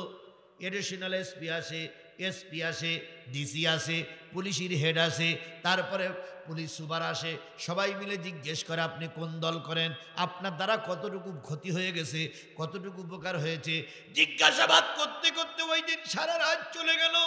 রাত ৩টার দিকে বললেন, হুজুর যদি তারাবির নামাজ পড়তে চান পড়ে নিতে পারেন, তারাবির নামাজ পড়তে চাইলে পড়ে নিতে পারেন। তারাবির নামাজ পড়ার একটু সুযোগ দিলেন। পরের দিনতে আর কোনো নামাজ পড়তে আমার সুযোগ দেয়নি, পায়খানা করে পানি খরচ করতেও দেয়নি, রোজা রাখার জন্য সরঞ্জামা দিয়ে আমাকে দান করি নাই। এরপরে ওইভাবে করতে করতে চতুর্থ রাত্রিতে আমাকে বাহির করলো, আমাকে গুলি করে মারবে। কোরআন শরীফ সামনে নিয়ে বলতেছি। এরপর আমাদের সাতক্ষীরা জেলার একটা তেল পাম্পের পাশে একটা নিরিবিলি রাস্তা আছে, সেই রাস্তা আমাকে ঢুকালো। আমি অনুমানে বুঝতেছি, কারণ চোখ বান্দা হাত বান্দা। এরপরে ওখানে নেমে আমাকে দুইজন নামাই দিয়ে কেবলামুখী করে দিয়ে বলল, হুজুর আপনার শেষ ইচ্ছা কি, আপনি মারার পরে কোথায় আপনার কবর দেবে বলুন। সে সময় প্রায় ক্রস ফায়ারে মারা যাচ্ছে। আমার জীবনের শেষ ইচ্ছা তখন কি জিজ্ঞেস করছে, তখন কি আমার আর ইচ্ছা ছিল যে আমি বেঁচে থাকবো? না, আমি মন বলতেছে আজকে আমার জীবনের শেষ। এইবারে পুলিশের লোকেরা বলতেছে, হুজুর আপনাকে কোন জায়গায় কবর দেওয়া হবে? আমি বললাম আমার পারিবারিক গোরস্থানে কবর দিয়ে দিয়েন। ওনারা বললেন, হুজুর আপনার ছেলে মেয়ে বিবি বাচ্চার সঙ্গে শেষ কথাটুকু কি? আমি তখন চিন্তা করছি, আল্লাহ ওরা আমাকে মেরেই দিয়ে বলে আমাকে বাঁচাই রাখবে না। কথাবার্তার শেষ হয়ে গেল। 1-1.5 ঘন্টা ওখানে রেখে দিয়ে লাস্টে কেবলার দিকে ফিরে এবার পিছনে রাইফেলের মাথা ব্যানট অথবা যে কোনো একটা পিছনে ঠেকাইছে। ঠেকাই উপরের লোকের নির্দেশ জিজ্ঞেস করছে, স্যার কল কি টানবো? আমার পিছনে ঠেকানো রাইফেলের মাথা অথবা পিস্তলের মাথা অথবা যে কোনো একটা অস্ত্রের মাথা আমার পিছনে ঠেকানো, ঠিক বুক বরাবর ঠেকাই বলতেছে, স্যার কল কি টানবো? স্যার বললেন, আর কিছু জিজ্ঞাসাবাদে দেখো তথ্য বের করে নিতে পারো কিনা। লাস্টে আমার কাছে তথ্য যখন বের করে নিতে না পারলো, তখন ওরা কল টানলো। প্রথম টানলো, অস্ত্র বাহির হলো না। আবার ঘাটটার ভেঙাই শুরু নিয়ে পরীক্ষা করে দেখলো না, সব তো ঠিক আছে, গুলিও ঠিক আছে, অস্ত্রের স্প্রিংও তো ঠিক আছে, তাহলে বাহির হয় না কেন? দ্বিতীয়বার আবার টানলো, বাহির হলো না। এরপরে উপরের লোকদেরকে বলতেছে, স্যার 2বার কল টানলাম কিন্তু গুলি তো বাহির হয় না।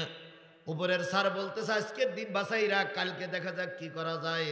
এবার দুইজন আমার দোকানে হাত ধরলো, দুইজন যখন পা ধরলো, হাত বাঁধা পা বাঁধা, এই অবস্থায় ছেলে আমার গাড়ির ভিতরে ফেলাইয়ে দিল। গাড়ির ভিতরে পড়ে থাকলাম। যে পুলিশগুলো বসেছিল গাড়ির সিটে, ওরা আমার বুকের পরে পা দিয়ে বলতেছে, হুজুর সত্য কথা এখনো বলেন নাই, আপনার কিন্তু অবস্থা খারাপ হয়ে যাবে। আমি তখন কেঁদে কেঁদে বলেছিলাম, ভাই আমার জীবনে মেরেন না, আমার যা সত্য কথা বলার দরকার আমি বলেই দিয়েছি। তাহলে রিমান্ড মানে হলো অত্যাচার, কথা বলেন ঠিক না ঠিক? রিমান্ড মানে হলো নির্যাতন। রিমান্ডে নিয়ে অত্যাচার করতে করতে কত মানুষের যে মৃত্যু হয়ে গেছে তার কোনো ঠিক নাই। হোভাবকে রিমান্ডে নিল ওই কয়জন? 5 জনের রিমান্ডে নিল। রিমান্ডের অবস্থা শেষ পর্যন্ত বলল, বিরাট একটা গর্ত খোঁড়ো, গর্তের ভিতরে হোভাবকে নামায়ে দাও, সকালে একটা রুটি দিবা, 1 পট পানি দিবা, আর সারাদিন কিছু দিবা না, পরের দিন সকালবেলা আর একটা রুটি দিবা আর 1 পট পানি দিবা। এভাবে করতে করতে করতে করতে 1 মাস যখন পার হয়ে গেল, 1 মাস পরে হুবাবকে বের করেও না হলো। যখন হুবাব বেরিয়ে আসলেন, তখন হুবাবের গায়ে কোনো গোশত নাই। রাজপুত্র ছেলেটা কঙ্কাল হয়ে গেছে, চলতে পারে না, উঠতে পারে না, বসতে পারে না, একবার কঙ্কাল। ওই সময় মা এসে বলতেছে, হুবাব রে, নবীর কালেমা ছেড়ে দে, নতুবা তোরে এরা বাসাই রাখবে না। হুবাব বললেন, মা 1 মাস আগে বুঝেছিলাম নবীর ধর্ম, নবীর দিন। 3 মাস আগে 4 মাস আগে বুঝেছিলাম নবীর দিন, নবীর ধর্ম। 5-35 দিন আগে বুঝেছিলাম নবীর ধর্ম, নবীর দিন হয়তো দুর্বল, কিন্তু এখন 35 দিন পরে বুঝতেছি নবীর ধর্মটাই সঠিক। বলুন তো, জালেমেরা অত্যাচার করে মানুষের দুঃখ দেখলে কি ক্ষান্ত হয়? যদি কেউ হয়ে থাকে সেটা আলাদা ব্যাপার, কিন্তু হযরত শেখ হাসিনা হয়নি।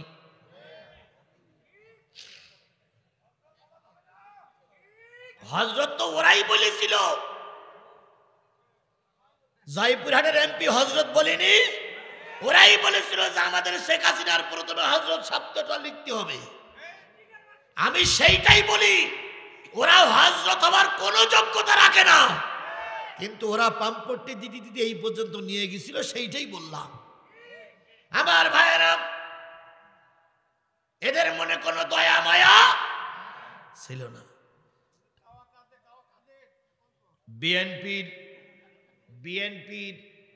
বিএনপির ওই যে একজন নেতা বিদেশে গুম হলো, নাম কি? ইলিয়াস সাহেব। ইলিয়াস যখন গুম হলো, ইলিয়াসের স্ত্রীরা যে বলল, ম্যাডাম আপনি আমাদের মা, দয়া করে আমাদের ইলিয়াসকে ফিরাই দেন। উনি সেদিনকে নাটক করে বিভিন্ন পুলিশের অফিসারের কাছে ফোন দেওয়ার নাম করে বলেছিল, এই ইলিয়াস কোথায় আছো, খুঁজে বের করতে হবে। অথচ এর ষড়যন্ত্রের কারণে ইলিয়াস গুম। কথা বলেন, কথা বলেন, কথা বলেন। এদের কাছে আমরা যখন কানেক্ট করি তখন ওদের হাসি লাগে। আমাদের দেশে আপনাদের এলাকায় যারা আপনার নামে মামলা দিয়েছে, এদের কাছে যখনই আপনি নরম হয়েছেন তখন ওদের অফিসে যেই বলতো অমুক লোক বিরাট বিরাট কথা বলতে, আজকে আমার সামনে আসলো, দেখলাম মন টন খারাপ, রাজনীতি করো, রাজনীতি করো, রাজনীতি করো। ওরা আমাদের দুঃখ দেখলে কষ্ট, ওরা আনন্দ করতে। কথা বলেন, কথা বলেন। আমরা সেই দুঃখ দেখতে চাইনি বলে এখনো আপনারা বাজার করে ঘুরে বেড়াচ্ছেন। নতুবা আপনাদের মতন যদি নিষ্ঠুর হতাম, একটাও দুধ চেঁচিয়ে থাকতে পারতেন না। আপনাদের মতো যদি নিষ্ঠুর হতাম, তাহলে আলো হালির যে কটা আছে সব কটা তো আমরা চিনি না। কারা আমাদের মামলা দিয়েছিল, কারা আমাদের বিপক্ষে ছিল জানি না, আমরা জানি না। আমরা যদি প্রতিশোধ নেই, একটাও বাজারে বেরোতে পারবে না, একটা বউ ছেলে মিলি নিয়ে ঘর সংসার করতে পারবে না। কিন্তু তোমাদের মতন নাম হাই না না আমরা, এই জন্য খানিকটা মাফ করে দিয়েছি। মানে এই নয় যে সব ভুলে গেছি, সব আমাদের অন্তরে গাথা আছে, গাথা আছে, গাথা আছে। ওরা বলতেছে আগামী 16ই ফেব্রুয়ারি নাকি বাংলাদেশে হরতাল ডাকবে। ওরা বলতেছে আগামী 16ই ফেব্রুয়ারি বাংলাদেশে সর্বত্র হরতাল ডাকবে। ওরা যদি হরতাল ডেকে রাস্তায় বাইর হয়, সেদিন ফাইনাল খেলার নামে প্রত্যেকটার ঠ্যাং গুঁড়ো করে ফেলা হবে। আর যদি গুঁড়ো করতে না পারেন, তাহলে এক কাজ করবেন, যে কটা রাস্তায় নেমেছে ওই কোটার চিনি ওর বাপের নাম সব আমার কাছে জমা দেবেন। আপনার অন্য কোনো জায়গায় লাগবে না, আমি এই থানার ওসি দিয়ে ওদের সৈদানা করে ছাড়বো। আপনারা শুধু নাম ঠিকানা জমা দেবেন, যে হুজুর এই কোটা রাস্তায় নেমেছিল, শুধু নাম ঠিকানা জমা দেবেন, আর আপনাদের কিছু করা লাগবে না। এখন গোটা বাংলাদেশের যে ওসিরা আমাদের ধরার জন্য তৎপর ছিল, সেই ওসিরা এখন রাস্তায় নেমে এসে সালাম দিয়ে মোসাফা করে কয়, হুজুর দোয়া করবেন।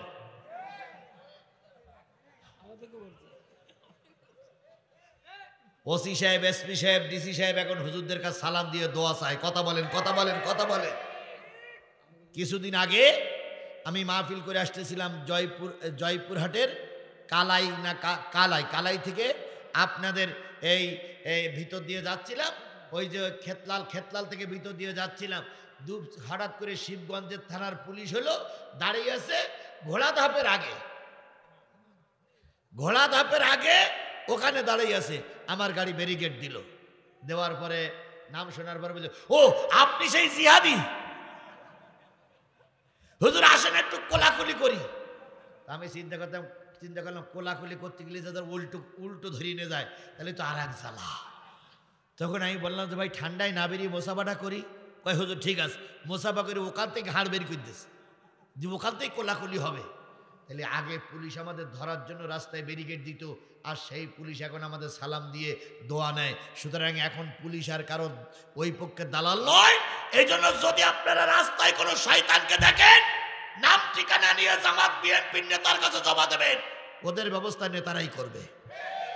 তবু আমরা আর ওদেরকে এই দেশে রাজনীতি করতে দেব না, কারণ ওরা খুনি, ওরা সন্ত্রাসী, ওরা জঙ্গি, ওরা মানবতা বিরোধী, ওরা দেশের সমস্ত সম্পদ খেয়ে এখন ওরা ট্যাবলেট মাছের মতন মোটা হয়ে গেছে।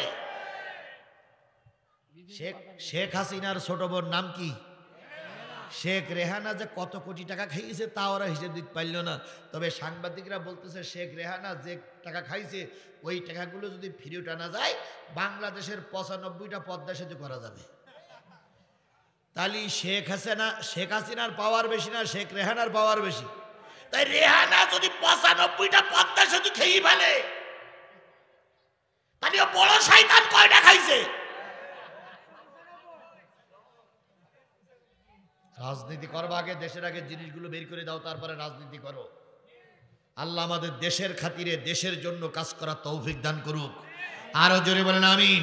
আমার ভাইয়েরা, জালবি বলল কি করা যায়? নেতা বলল এক কাজ করো, অন্যরকম শাস্তি দাও। কি শাস্তি? এর হাত কড়া পরাও, পায়ে বেড়ি পরাও, একেবার রাখালদের সঙ্গে ময়দানে নামাইয়া দাও। এতদিন রাখালরা ওর কথা শুনতো, আর এখন রাখালদের কথা ও শুনবে। এখন ছাগল রাখবে হুভাব, পানি তুলবে হুভাব, রাখালদের খেদমত করবে হুভাব, রাখালদের সেবা করবে হুভাব, আর রাখালেরা হলো দেশের রাজা হয়ে যাবে। আমরাও এইরকম অবস্থায় দেখেছি, যারা মেম্বারি পাস করতে পারতো না তারা রাতারাতি এমপি। মেম্বারি ভোটে 3বার ফেল করিস, সে রাতারাতি কি হয়ে গেছে? এমপি হয়ে গেছে। মেম্বারি ভোটে পাশ করে জামানত বাতিল হয়েছে, সে রাতারাতি চেয়ারম্যান হয়ে শুধু কলার নাড়া দেবে, আমার চেনো চেনো চেনো। মেম্বারের যোগ্যতা নেই, তারা হয়েছে এমপি। কথা বলে ঠিক না ঠিক? তবে এখন বর্তমান এখন যিনি সরকার প্রধান আছেন, নাম কি? ডাক্তার মোহাম্মদ ইউনূস একটা আইন তৈরি করেছে, MA পাশের নিচে লোক, BA পাশের নিচে কোন লোক এমপি প্রার্থী হতে পারবে না। তাহলে এই আইনটা যদি চালু থাকে, তাহলে মমতাজের মতন দেহ ব্যবসায়ী আর ওখানে যেতে পারবে না। কথা বলেন কথা বলেন কথা বলেন। শিক্ষিত লোক যদি জাতীয় সংসদের এমপি হয়, সেই দেশে অশান্তি আসতে দেরি হয়, কারণ শিক্ষিত লোকেরা দুর্নীতিতে জড়ায় কম। কথা বলেন কথা বলেন কথা বলেন। এই জন্য MA পাশ করা লোক এমপি হোক, IA পাশের নিচে কোনো লোক যেন চেয়ারম্যান না হয়, আর মেট্রিক পাশের নিচে কোনো লোক যেন মেম্বার না হয়। তাহলে এই শিক্ষিত লোক যদি জাতির কর্ণধার হয়, সেই সমাজে আর অশান্তি থাকবে না। ইনশাল্লাহ বলেন, ইনশাল্লাহ বলেন। এই জন্য আগামীতে যারা মেট্রিক পাশের নিচে লেখাপড়া জানেন, তারা মেম্বার হওয়ার চিন্তা ভাবনা বাদ দেন। যারা IA পাশের নিচে লেখাপড়া জানেন না, তারা চেয়ারম্যান হওয়ার নিয়ত বাদ দেন। BA পাস না করলে তাকে এমপি পদে দাঁড় করাতে দেওয়া হবে না। এই নিয়মগুলো আমাদের দেশে চালু হোক, এটা আপনারা কি সবাই চান? আল্লাহ আপনাকে আমাকে কবুল করুক, সকলে মিলে বলুন আমিন। আমার ভাইয়েরা, তাহলে বাতিল পন্থীরা নেতারা কয়জন? আর একলাই হুভাব। এবার হুভাবকে পায়ে দড়ি বেঁধে, গলায় দড়ি বেঁধে, কোমরে দড়ি বেঁধে রাখালদের সঙ্গে পাঠিয়ে দিল। আজকের থেকে রাখালি করবে হুভাব, আর রাখালেরা মাতব্বার হয়ে নেতা হয়ে বসে থাকবে। কি বলে, কুয়ার থেকে পানি তোলে হুভাব, ছাগলদেরকে রাখালি করে হুভাব, রাখালদের খেতে দেয় হুভাব। যিনি ছিলেন একজন রাজার পুত্র, তিনি হয়ে গেছেন এখন রাখাল, আর রাখালেরা হয়ে গেছে দেশের মালিক। বিগত 15 বছর এই কায়দাই চলেছে। কথা বলেন। যাদের কোনো পাওয়ার ছিল না, নামগন্ধ ছিল না, তারাই সমাজের নেতা হয়ে গেছে। আর এই সমাজের যতগুলো বেফাস নেতা ছিল, তার ভিতরে একটা ছিল কাউয়া কাদের। কি কাদের? এ ছিল 1 নম্বর বেফাস নেতা। আচ্ছা, ওর সঙ্গে আমরা কোনোদিন খেলা করতে চাইছি? ও প্রায় বলতো খেলা হবে, খেলা হবে। তো আমরা তো খেলা হবে কথা তো আমরা বলতাম না, উনি বলতেন। এখন আমরা খেলা করতে নেমে দেখি আমরা সবাই আছি, ওনারা নাই। তো এখন ওনারা খেলা করতে নামো, পালাই গেলে কেন? কি কায়দায় বলতেন? আমরা পালাই না, আমরা পালানো জাত নই। শেখ হাসিনা পালাই না।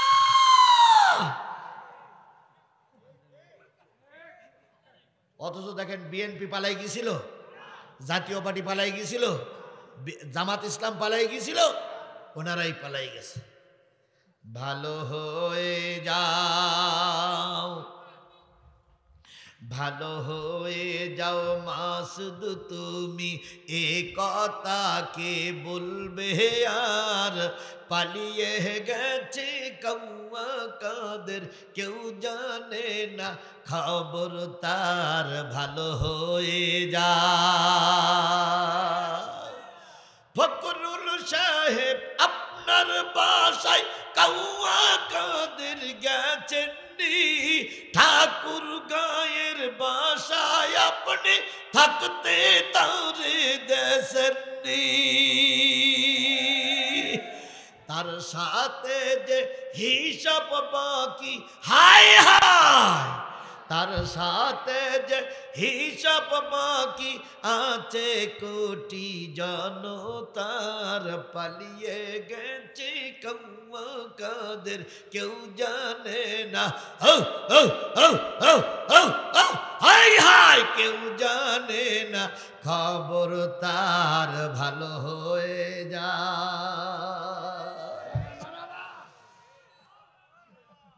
আচ্ছা বলুন তো, বিএনপির ফখরুল সাহেব না বিএনপির ওই যে তারেক জিয়া বলতেছে ধৈর্য ধরেন, জামাতের আমির বলতেছে ধৈর্য ধরেন। ওয়াজ করে বাড়ি যাওয়ার সময় দেখতেছেন ওই আম গাছের গোড়ায় ফখরুল কি বলে ওবায়দুল কাদের চুপ করে দাঁড়াই আছে। আচ্ছা আমরা সবাই ধৈর্য ধরেন ওয়াজ করলাম, ওবায়দুল কাদেরের দিকে কারা ধৈর্য ধরবেন হাত তোলেন তো।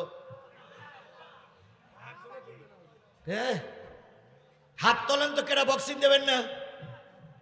আমিও ছাড়বো না, কারণ এই ওবায়দুল কাদেরের জন্য দেশের অনেক ক্ষতি হয়েছে। কথা বলেন ঠিক না বেঠিক?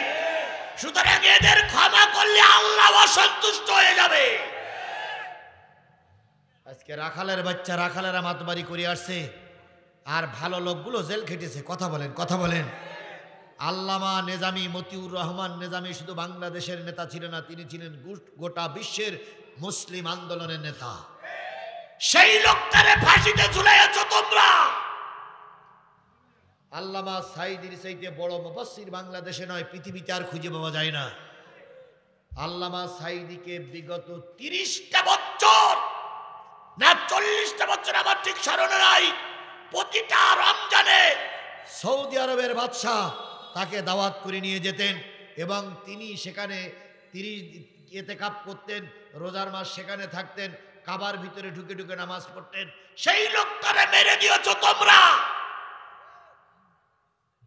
সুতরাং কাউয়া কাদের মার্কা নেতাদের ক্ষমা করা হবে না, আগামীতেও ক্ষমা করা হবে না, এখনো ক্ষমা করা হবে না। এখন কিছু লোক কিন্তু ঘাপটি বেরিয়ে আছে, বলো সে ঘাপটি মারা লোক ওখানেও আছে, স্টেজে দুই একজন থাকলেও থাকতে পারে, ঘাপটি বেরিয়ে আছে। ওরা ওরা ওরা কিন্তু কিছু বলতেছে না, চুপ করে আছে, সুযোগ পালি পার মাথা উঁচু করবে। শোনেন শোনেন শোনেন, আমার যারা মামলা দিয়েছিল, আমার নামে 20টা মামলা যারা মামলা দিয়েছিল, তাদের সঙ্গে একজনের দেখা, তো দেখা হলে যে দেখি টুই মাথায় দিয়ে বসে আছে, আবার হাতে তসবিও আছে। তো আমার দেখে বলছে জিয়াদ আসসালামু আলাইকুম, ভালো আছো? তাই গেলাম টুই মাথায়, আবার পাঞ্জাবি, কয় নামাজ পড়ে আসলাম। তাহলে নামাজ কবে তো ধরিয়েছো? কয় না 5 তারিখের পর তো ভালোই গেছে, 5 তারিখের পরে নামাজি হয়েছে। তা আমি বললাম নামাজি হয়েছে, এই না তসবি হাতে আছে। তাই আমি বললাম এরকম কবে তো হয়েছে? কয় দেখো না দাড়ি রাখিছি। তাহলে তো কবে তো হয়েছে? কয় 5 তারিখের পর থেকে, 5 তারিখের আগে ছিল আমলিগ, এখন হয়েছে জমাত। এখন হয়েছে কি? জমাত, জামাত ইসলাম না, জমাত। তা আমি বললাম তুমি যে জমাত হয়েছে তো তোমার দলের নে লোকেরা কয় কেউ নেক আর না নেক, আমি জমাত। তাহলে জমাত ইসলামে ঢুকতে গেলে তো ফর্ম টর্ম পূরণ করে লেখা, ফর্ম টর্ম পূরণ করার সময় নেই, আমি এখন জমাত। তাই বলে ইউনিয়ন আমির, তারপর ওয়ার্ড সভাপতি তোমার কি মেনে নিয়েছে? কয় মেনে নেক আর না নেক তুমি লিখে রাখো, আমি জমাত। আচ্ছা বলুন তো ও কি আসলে জমাত? ও বাসার থাকি এখন জমাত সেজেছে।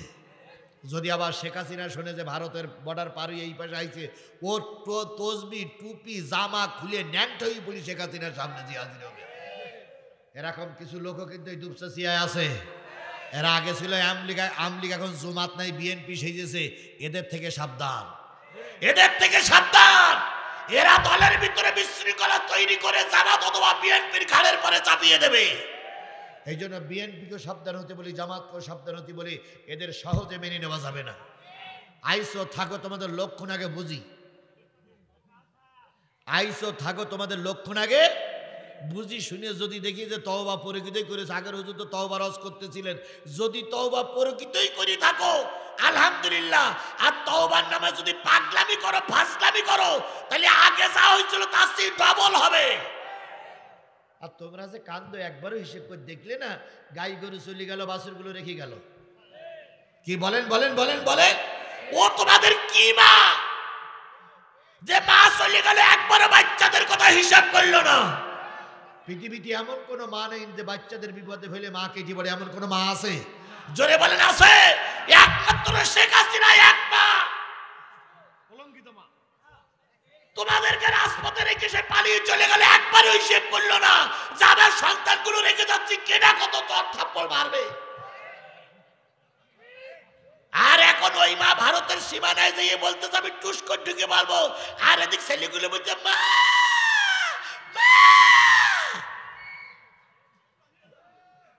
চেল্লা চেল্লি করি না, তোমার মা আর সীমান্ত পারিয়ে এবারে আসবে না, আসবে বিচারের জন্য, বিমানের চাকায় বেঁধে নিয়ে আসবো, বিমানের সিটি বসালে বিমানের সিটির অপমান হবে, এই জন্য বিমানের চাকায় বেঁধে নিয়ে এসে বাংলাদেশের ট্রাইব্যুনালে বিচার হবে। কথা বলেন কথা বলেন কথা বলেন। ইতিমধ্যে 90টার ওপরে মামলার আসামি তিনি শেখ হাসিনা, 90টার ওপরের মামলার আসামি, 90টা ওপরের মামলার আসামি সে, সুতরাং আরো মামলা হবে। এই মামলার রায় কার্যকর করার জন্য, রায় শোনানোর জন্য তাকে বিমানের চাকায় বেঁধে নিয়ে আসা হবে। তবে আল্লাহর কসম রাজনীতি করতে আর বাংলার জনগণ তাকে দেবে না, দেবে না, দেবে না। ওই ফাঁসি তো তার মানে কি এমনি নিয়ে আসবো আমরা? আম গাছে ফাঁসি দেব? আমি আমি আমি এর আগেও যখন ওয়াজ করেছি তখন বলেছি যে আল্লাহ যদি আমাদের বাঁচাই রাখে ওর বিচার কার্যকর করব। সেদিন আপনারা কিছু কিছু লোক ভয় পাতেন আর বলতেন যে জিহাদি এভাবে বলে, জিহাদি বেরিয়ে যায় কি করে? সবাই জানতো জিহাদি লাইট নিবাই বেরিয়ে যায়, জিহাদি লাইট নিবাই অফ করে চলে যায়, জিহাদি মুখ বেঁধে আসে। সেই দিন একদিন ছিল, এটা আমি অস্বীকার করি না, কিন্তু সেই দিন আর এই দিন একদিন নয়। কথা বলে ঠিক না বেটি? এখন আর কারোর পালিয়ে যাওয়া লাগে না, বরং যাদের জন্য আমরা পালিয়ে গেছিলাম তারাই এখন পালিয়ে পালিয়ে বেড়ায়। আল্লাহ যেন এই দিনটা আমাদের ঠিক রাখার তৌফিক দান করেন। আরেকটু জোরে বলেন আমিন, আরো জোরে বলেন আমিন, আরো জোরে। যখন বিপদে পড়েন তখনই সাহায্য আসবে, বিপদে না পড়লে সাহায্য আসবে না। তাহলে হুবাব এখনো কিন্তু কালেমা পড়ি মুসলমান হয়নি, নবীর সঙ্গে সাক্ষাৎ হয়নি, হুবাবের পরে রিমান্ড চলছে, অত্যাচার চলছে। হুবাব এখন কি বলে কুয়ার কিনারায় গরুর জন্য পানি তোলে, ছাগলের জন্য পানি তোলে, আর ওই রাখালের এখন কি মাতবর, ওরা যা বলে এরাই তাই শোনে। 2 মাস 3 মাস 6 মাস হয়ে গেছে, খাওয়া হয় না, এক কাপড়ে চলতেছে, পায়খানা পেশাব করে পানি খরচ করার সময় পায় না। যে ছিল রাজার ছেলে এসে এখন কঙ্কাল সার হয়েছে শুধুমাত্র কালেমা গ্রহণ করার অপরাধে। কথা বলেন ঠিক না বে ঠিক? হুবহাব বালতি ঢুকাইয়ে দিল, বালতিতে পানি তুলবে, পানি উঠাতে পারে না, কষ্ট হয়। এমন সময় দেখে পিছন দিক থেকে একজন মুরব্বী লোক চলে যাচ্ছে। ওই মুরব্বীর মুখে কালেমার জিকির হচ্ছে, লা ইলাহা ইল্লাল্লাহ, লা ইলাহা ইল্লাল্লাহ, লা ইলাহা ইল্লাল্লাহ, লা ইলাহা ইল্লাল্লাহ। কালেমার জিকির করতে করতে যখন মুরব্বী চলে যায়, হুবাবের কানের ভিতরে কালেমার আওয়াজ পৌঁছে গেল। হুবাব পিছন ফিরে বলতেছে, ভাই মুরব্বী একটু দাঁড়াবেন কি? কয় কি? কয় আপনি যে কালেমাটা পড়তেছেন এ কলেমা তো শেষ নবীর নামের কলেমা, তুমি পাইলে কই? মুরব্বী তখন বলতেছে, বাজান আমি নবীর হাতে হাত দিয়ে কালেমা পড়ি মুসলমান হয়ে গেছি। তার মানে নবী মক্কা থেকে হিজরত করে কোথায় ঢুকেছে? মদিনায় ঢুকেছে। আপনি কোথায় দেখেছেন? কয় আবু আবি আনসারীর বাড়ি। তিনি এখন কেমন আছেন? কয় ভালো আছে। কয় তিনি কি এখন মদিনা ইসলামের রাষ্ট্র ঘোষণা করেছেন? কয় না, তিনি রাষ্ট্র ঘোষণা করার আগে একটা মসজিদ বানাবেন। কি বানাবেন? সেই মসজিদ থেকে সমস্ত রাষ্ট্রীয় কার্য পরিচালনা করবেন। এই মসজিদটা তৈরি করার জন্য আমাদের কাছে কিছু টাকা চেয়েছে, চাঁদা চেয়েছে, আমরা সেই টাকা আনার জন্য বাড়ি যাচ্ছি। হুবহাব ডাক দিয়ে বলে, মুরব্বী যদি মুহাম্মাদের সঙ্গে একটু পরিচয় করাই দিতেন। কয় তুমি তো ইহুদিদের বড় সর্দারের ছেলে, তুমি কেন নবীর কালেমা পড়বা? আমি নবীর কালেমা পড়েছি, সুবহানাল্লাহ বলেন। মুরব্বী কিছু লোকেশন দিয়ে বললেন, তোমাকে যদি তোমার সামনে আমার কথা বলতে দেয় দেখে তোমার লিডার আমাকে পিটাই মেরে ফেলবে। মুরব্বী চলে গেলেন। হুবাব আকাশের দিকে তাকায় কান্দে, মালিক 6 মাস যাবত অত্যাচার সহ্য করতেছে, আমি তোমার কাছে কোনো দাবি করি নাই। এখন যখন শুনলাম আল্লাহ নবী মদিনায় এসেছে, তোমার কুদরতি পায়ে ধরে দোয়া করি, আল্লাহ তোমার নবীর সঙ্গে আমার একটু সাক্ষাৎ করায়া দাও। হাত বাঁধা, পায়ে বেড়ি, কোমরে দড়ি, রাখালেরা মারে। এই অবস্থায় নবীর সঙ্গে হুবাবের কিভাবে সাক্ষাৎ হয় হলো। আমি এখনই শেষের দিকে যাব। তার আগে আয়াত পড়েছিলাম কয়টা? একটা আয়াতের আলোচনা এখনো করলাম, 2 নম্বর আয়াতে চলে যাচ্ছি। ইন্নামা ওয়ালিয়ুকুমুল্লাহ ওয়া রাসূলুহু ওয়াল্লাযীনা আমানু। এতক্ষণ যারা ওয়াজ শুনলেন, নারীরাও শুনবেন, পুরুষেরাও শুনবেন, এতক্ষণ শোনালাম ওয়াজ। এবার হবে আমাদের জন্য শিক্ষা। আমাদের জন্য শিক্ষা নেই, শুধু কি ওয়াজ শুনে বাড়ি যাব আমরা? আল্লাহ রাব্বুল আলামিন বললেন, দীর্ঘ 2 ঘন্টা যাবত জিহাদি ওয়াজ করলাম। ওয়াজের শেষ সারমর্ম হলো, নিশ্চয়ই তোমাদের অভিভাবক হবে আল্লাহ। আল্লাহ বলতেছে তোমাদের অভিভাবক কে? আমাদের সবার অভিভাবক কে? বিএনপি, জামাত, জাতীয় পার্টি, আওয়ামী লীগের নেতা কর্মীরাও যদি থেকে থাকেন, আপনি যদি ইমানদার হন, আপনার অভিভাবক কে? আপনার প্রভু কে? ওয়া রাসূলুহু। তোমাদের নেতা মুজিবার নয়, তোমাদের নেতা জিয়া নয়, তোমাদের নেতা মতিউর রহমান নিজামী নয়, তোমাদের নেতা সাইদি নয়, তোমাদের নেতার নাম হলো মুহাম্মাদুর রাসূলুল্লাহ। তাহলে আল্লাহ আমার রব, নেতার নাম কি? মুহাম্মদ রাসূলুল্লাহ সাল্লাল্লাহু আলাইহি সাল্লাম। ওয়াল্লাযীনা আমানু। তুমি যাদের সঙ্গে উঠা বসা করবা তারা অবশ্যই ইমানদার হওয়া লাগবে। তুমি আল্লাহর দলের লোক, তোমার সঙ্গী সাথীরা হবে কি? ইমানদার। সঙ্গী সাথীরা হবে কি? তাহলে আল্লাহ আমার কি? রব। মুহাম্মদ সাল্লাল্লাহু আলাইহি সাল্লাম আমার কি? নেতা। আমাদের সাথী যারা তারা কি? ইমানদার। আমাদের সাথী যারা তারা কি? ইমানদার। আল্লাযীনা ইউকিমুনাস সালাত। যারা 5 ওয়াক্ত নামাজ পড়ে তুমি তাদের সঙ্গেই ওঠা বসা করবা। কার নির্দেশ? আরো জোরে বলেন, কার নির্দেশ? ওয়ায়ুতুনাজ যাকাত। যারা যাকাত দেয় তাদের সঙ্গেই তুমি থাকবা। অহম রাকিউন। আর তুমি যদি আল্লাহ এবং রসুলের দলে থাকো তুমি অবশ্যই নম্র এবং বিনয়ী। তাহলে এবার খেয়াল করুন, এই এখনো চেয়ার এ বাবা, আর 5 মিনিট সময় আমার দেবা না? ও চেয়ার এখন রাখো, যা হয়েছে এই পর্যন্ত হোক। মা বোনেরা যদি আপনারা দেখতে না পান, এই পর্যন্ত ওরা চেষ্টা কম করি না, আর হচ্ছে না, আমার মোনাজাতে বিঘ্ন ঘটাইয়েন না। তোমরা বাবা রাখো, তোমাদের আর দরকার নেই, যা করিস ওই পর্যন্তই থাক। আমার ভাইয়েরা, তাহলে আপনি আল্লাহ দলের লোক, আপনাকে 5টা গুণ অর্জন করা লাগবে। কয়টা? সবাই মিলে বলেন কয়টা? আরো জোরে বলেন কয়টা? 1 নম্বর, আপনার রবের নাম কি? 2 নম্বর, আপনার নেতার নাম কি? 3 নম্বর, আপনার সাথী যারা হবে তারা কি? ইমানদার। সাথী যারা হবে তারা কি? ইমানদার। আপনি যাদের সঙ্গে ওঠা বসা করবেন তারা কি? নামাজি। তারা কি? নামাজি। তারা কি? নামাজি। আর আপনি যাদের সঙ্গে উঠা বসা করবেন তারা রুকুকারী, সেজদাকারী, নম্র এবং বিনয়ী। এই 5টা গুণ যার ভিতরে আছে সেই লোকটা হলো আপনার বন্ধু, সেই লোকটা আপনার কি? এবার আগামীতে রাজনীতি করতে গেলে বিএনপির সঙ্গে থাকবেন কি থাকবেন না আমি জানি না, কিন্তু আল্লাহর নির্দেশ, বিএনপির নেতা কর্মীর ভিতরে এই 5টা গুণ যদি থাকে ওই বিএনপির নেতা কর্মীরা আপনার বন্ধু। এই 5টা গুণ যদি আওয়ামী লীগের নেতা কর্মীর ভিতরে থাকে তাহলে আওয়ামী লীগের নেতা কর্মী আপনার বন্ধু। এই 5টা গুণ যদি ইসলামী আন্দোলন বাংলাদেশের ভিতরে থাকে তাহলে ওই ইসলামী আন্দোলনের নেতা কর্মীরা হবে আপনার বন্ধু। আর এই 5টা গুণ যদি বাংলাদেশ জামাত ইসলামের ভিতরে থাকে অবশ্যই আপনার বন্ধু হবে জামাত ইসলামের নেতা কর্মী।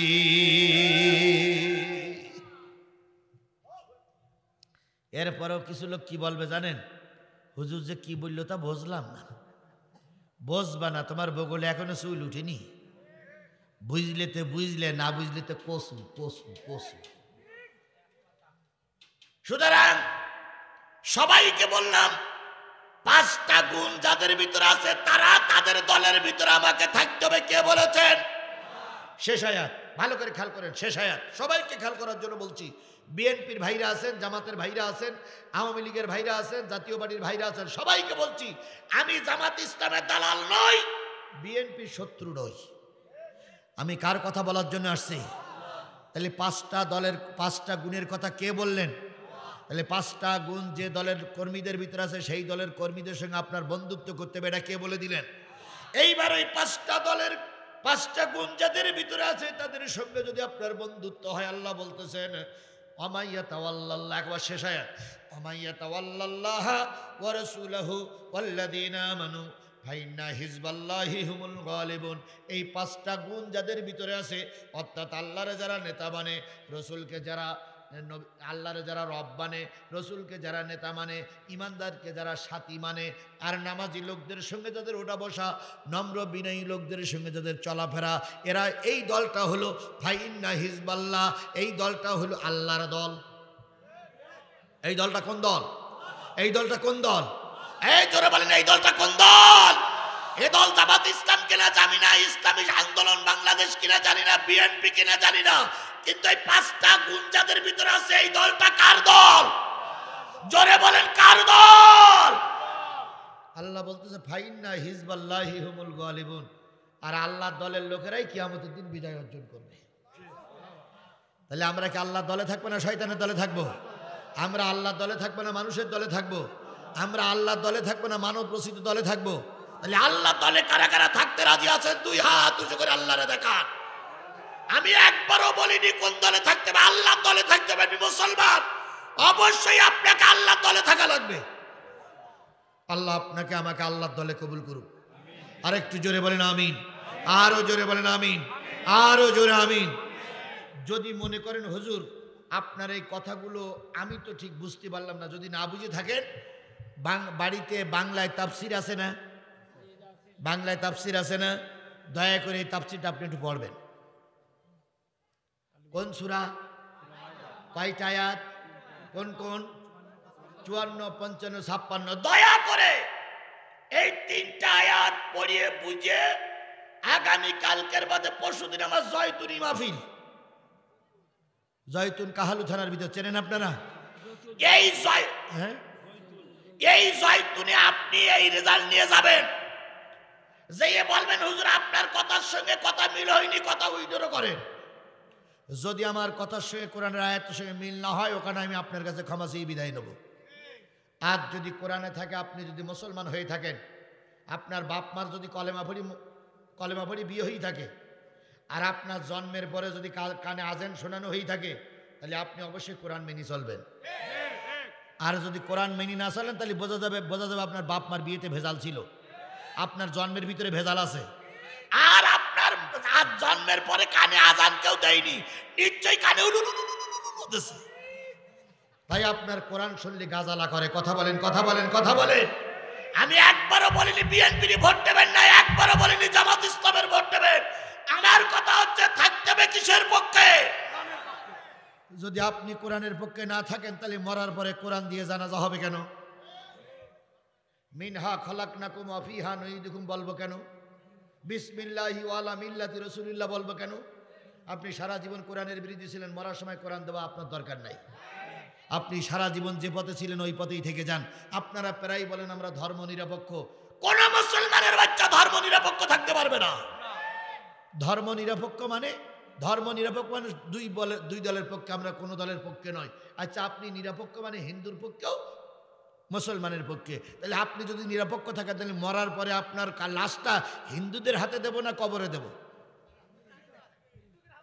আপনি নিরপেক্ষ, তাহলে এখন মারা গেছেন, হিন্দুরা বলছে আমার, মুসলমানরা বলতেছে আমার, তাহলে মরার পরে তোমার মতন মানুষের লাশ নিয়ে গন্ডগোল করবো, তা না করে মাঝখানতে ভাগ করবো। ভাগ করে হিন্দুদের বলো তোরা এক ভাগ নিয়ে ওই শ্মশান ঘাটে দিয়ে দাও, আর মুসলমানদের বলবো যে হুজুর নামাজ পড়ে না সেই হুজুরদের জানাজা পড়ে শেষ করে দেয়।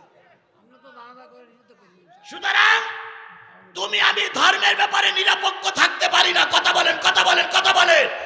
অবশ্যই হিন্দুর পক্ষে নাই, মুসলমানের পক্ষে থাকতে হবে। হিন্দু ধর্মের কোনো ভাই যদি এখানে থেকে থাকেন, আপনাকে অবশ্যই হিন্দু ধর্ম মেনে চলা লাগবে। আপনি নিরপেক্ষ থাকতে পারেন না, মুসলমানরা নিরপেক্ষ থাকতে পারে না, পৃথিবীর কেউ নিরপেক্ষ নয়। ধর্মের ব্যাপারে নিরপেক্ষ কেন? এখানে যে চেয়ারে উপরে যে কজন লোক বসে আছে, সবার একটা একটা দলের পরিচয় আছে না? কেউ আওয়ামী লীগ করে, কেউ বিএনপি করে, কেউ জামাত ইসলাম করে, কেউ জাতীয় পার্টি করে। তাহলে পার্টির ব্যাপারে একটা একটা পক্ষ নিয়েছ, ধর্মের ব্যাপারে নিরপেক্ষ কেন দুলা ভাই? ডাইরেক্ট বলে দেওয়া হয় ইসলামের পক্ষে না ইসলামের বিপক্ষে। কোনো নিরপেক্ষ বলে কোনো শব্দ ইসলামে নাই, নিরপেক্ষ বলে কোনো শব্দ ইসলামে নাই। নিরপেক্ষ মানে ইসলামের বিরোধী, নিরপেক্ষ মানে মুনাফিক, নিরপেক্ষ মানে দিন কায়েমের বিরোধী শক্তি। কথা বলেন, কথা বলেন, কথা বলেন। সুতরাং আমি আশা করি আপনারা ধর্মের পক্ষে থাকবেন, নিরপেক্ষ থাকার কোনো সুযোগ নাই। ধর্মের পক্ষে থাকা মানে কোরআনের পক্ষে থাকা। এই কোরআনের পক্ষে থেকে রাজনৈতিক দল আপনি যেটা করবেন করুন, কিন্তু যে দল ধর্ম নিরপেক্ষ সেই দলের সঙ্গে থাকা হারাম, হারাম, হারাম। এরপরেও যদি না বোঝেন তো বসবেন 90 বছর বয়স হয়ে গেলে, যখন কবরে ডাকবে তখন বলবে আল্লাহ লা ইলাহা ইল্লাল্লাহ। আল্লাহ বলবে এখন তোর এক পা ডোঙায় এক পা ঘুরে এখন এত কালেমা জোর দিচ্ছেন, কালেমা জোর তো যুবক বয়সে দেওয়ার কথা ছিল। আল্লাহ আমাদের সবাইকে কোরআনের পক্ষে কবুল করুক। আমার ভাইয়েরা, কথা শেষ, মুরব্বী চলে গেলেন, হুবহাব ডাক কান্দে কার কাছে? হঠাৎ করে দেখা গেল উত্তর গগনে কালো একটা মেঘ জমেছে। এখনই ঝড়ের পূর্বাভাস লক্ষ্য করা যাচ্ছে, এখনই ঝড় নামবে, বৃষ্টি নামবে। রাখালের আত্মগোপন করে চলে গেল। হুবহাব পানি তুলতে তুলতে হঠাৎ করে ঝড় শুরু হলো। উপরের থেকে বিরাট একটা পাহাড় গড়িয়ে আসলো। হুবাবের পাশে দাঁড়িয়ে পাহাড় থেকে আওয়াজ আসতেছে, পাহাড়, হুবাব রে, পাহাড়ে চড়ে বয়, আমি তোরে নবীর ময়দান পর্যন্ত, নবীর নবীর নবীর দরবার পর্যন্ত নিয়ে যাব।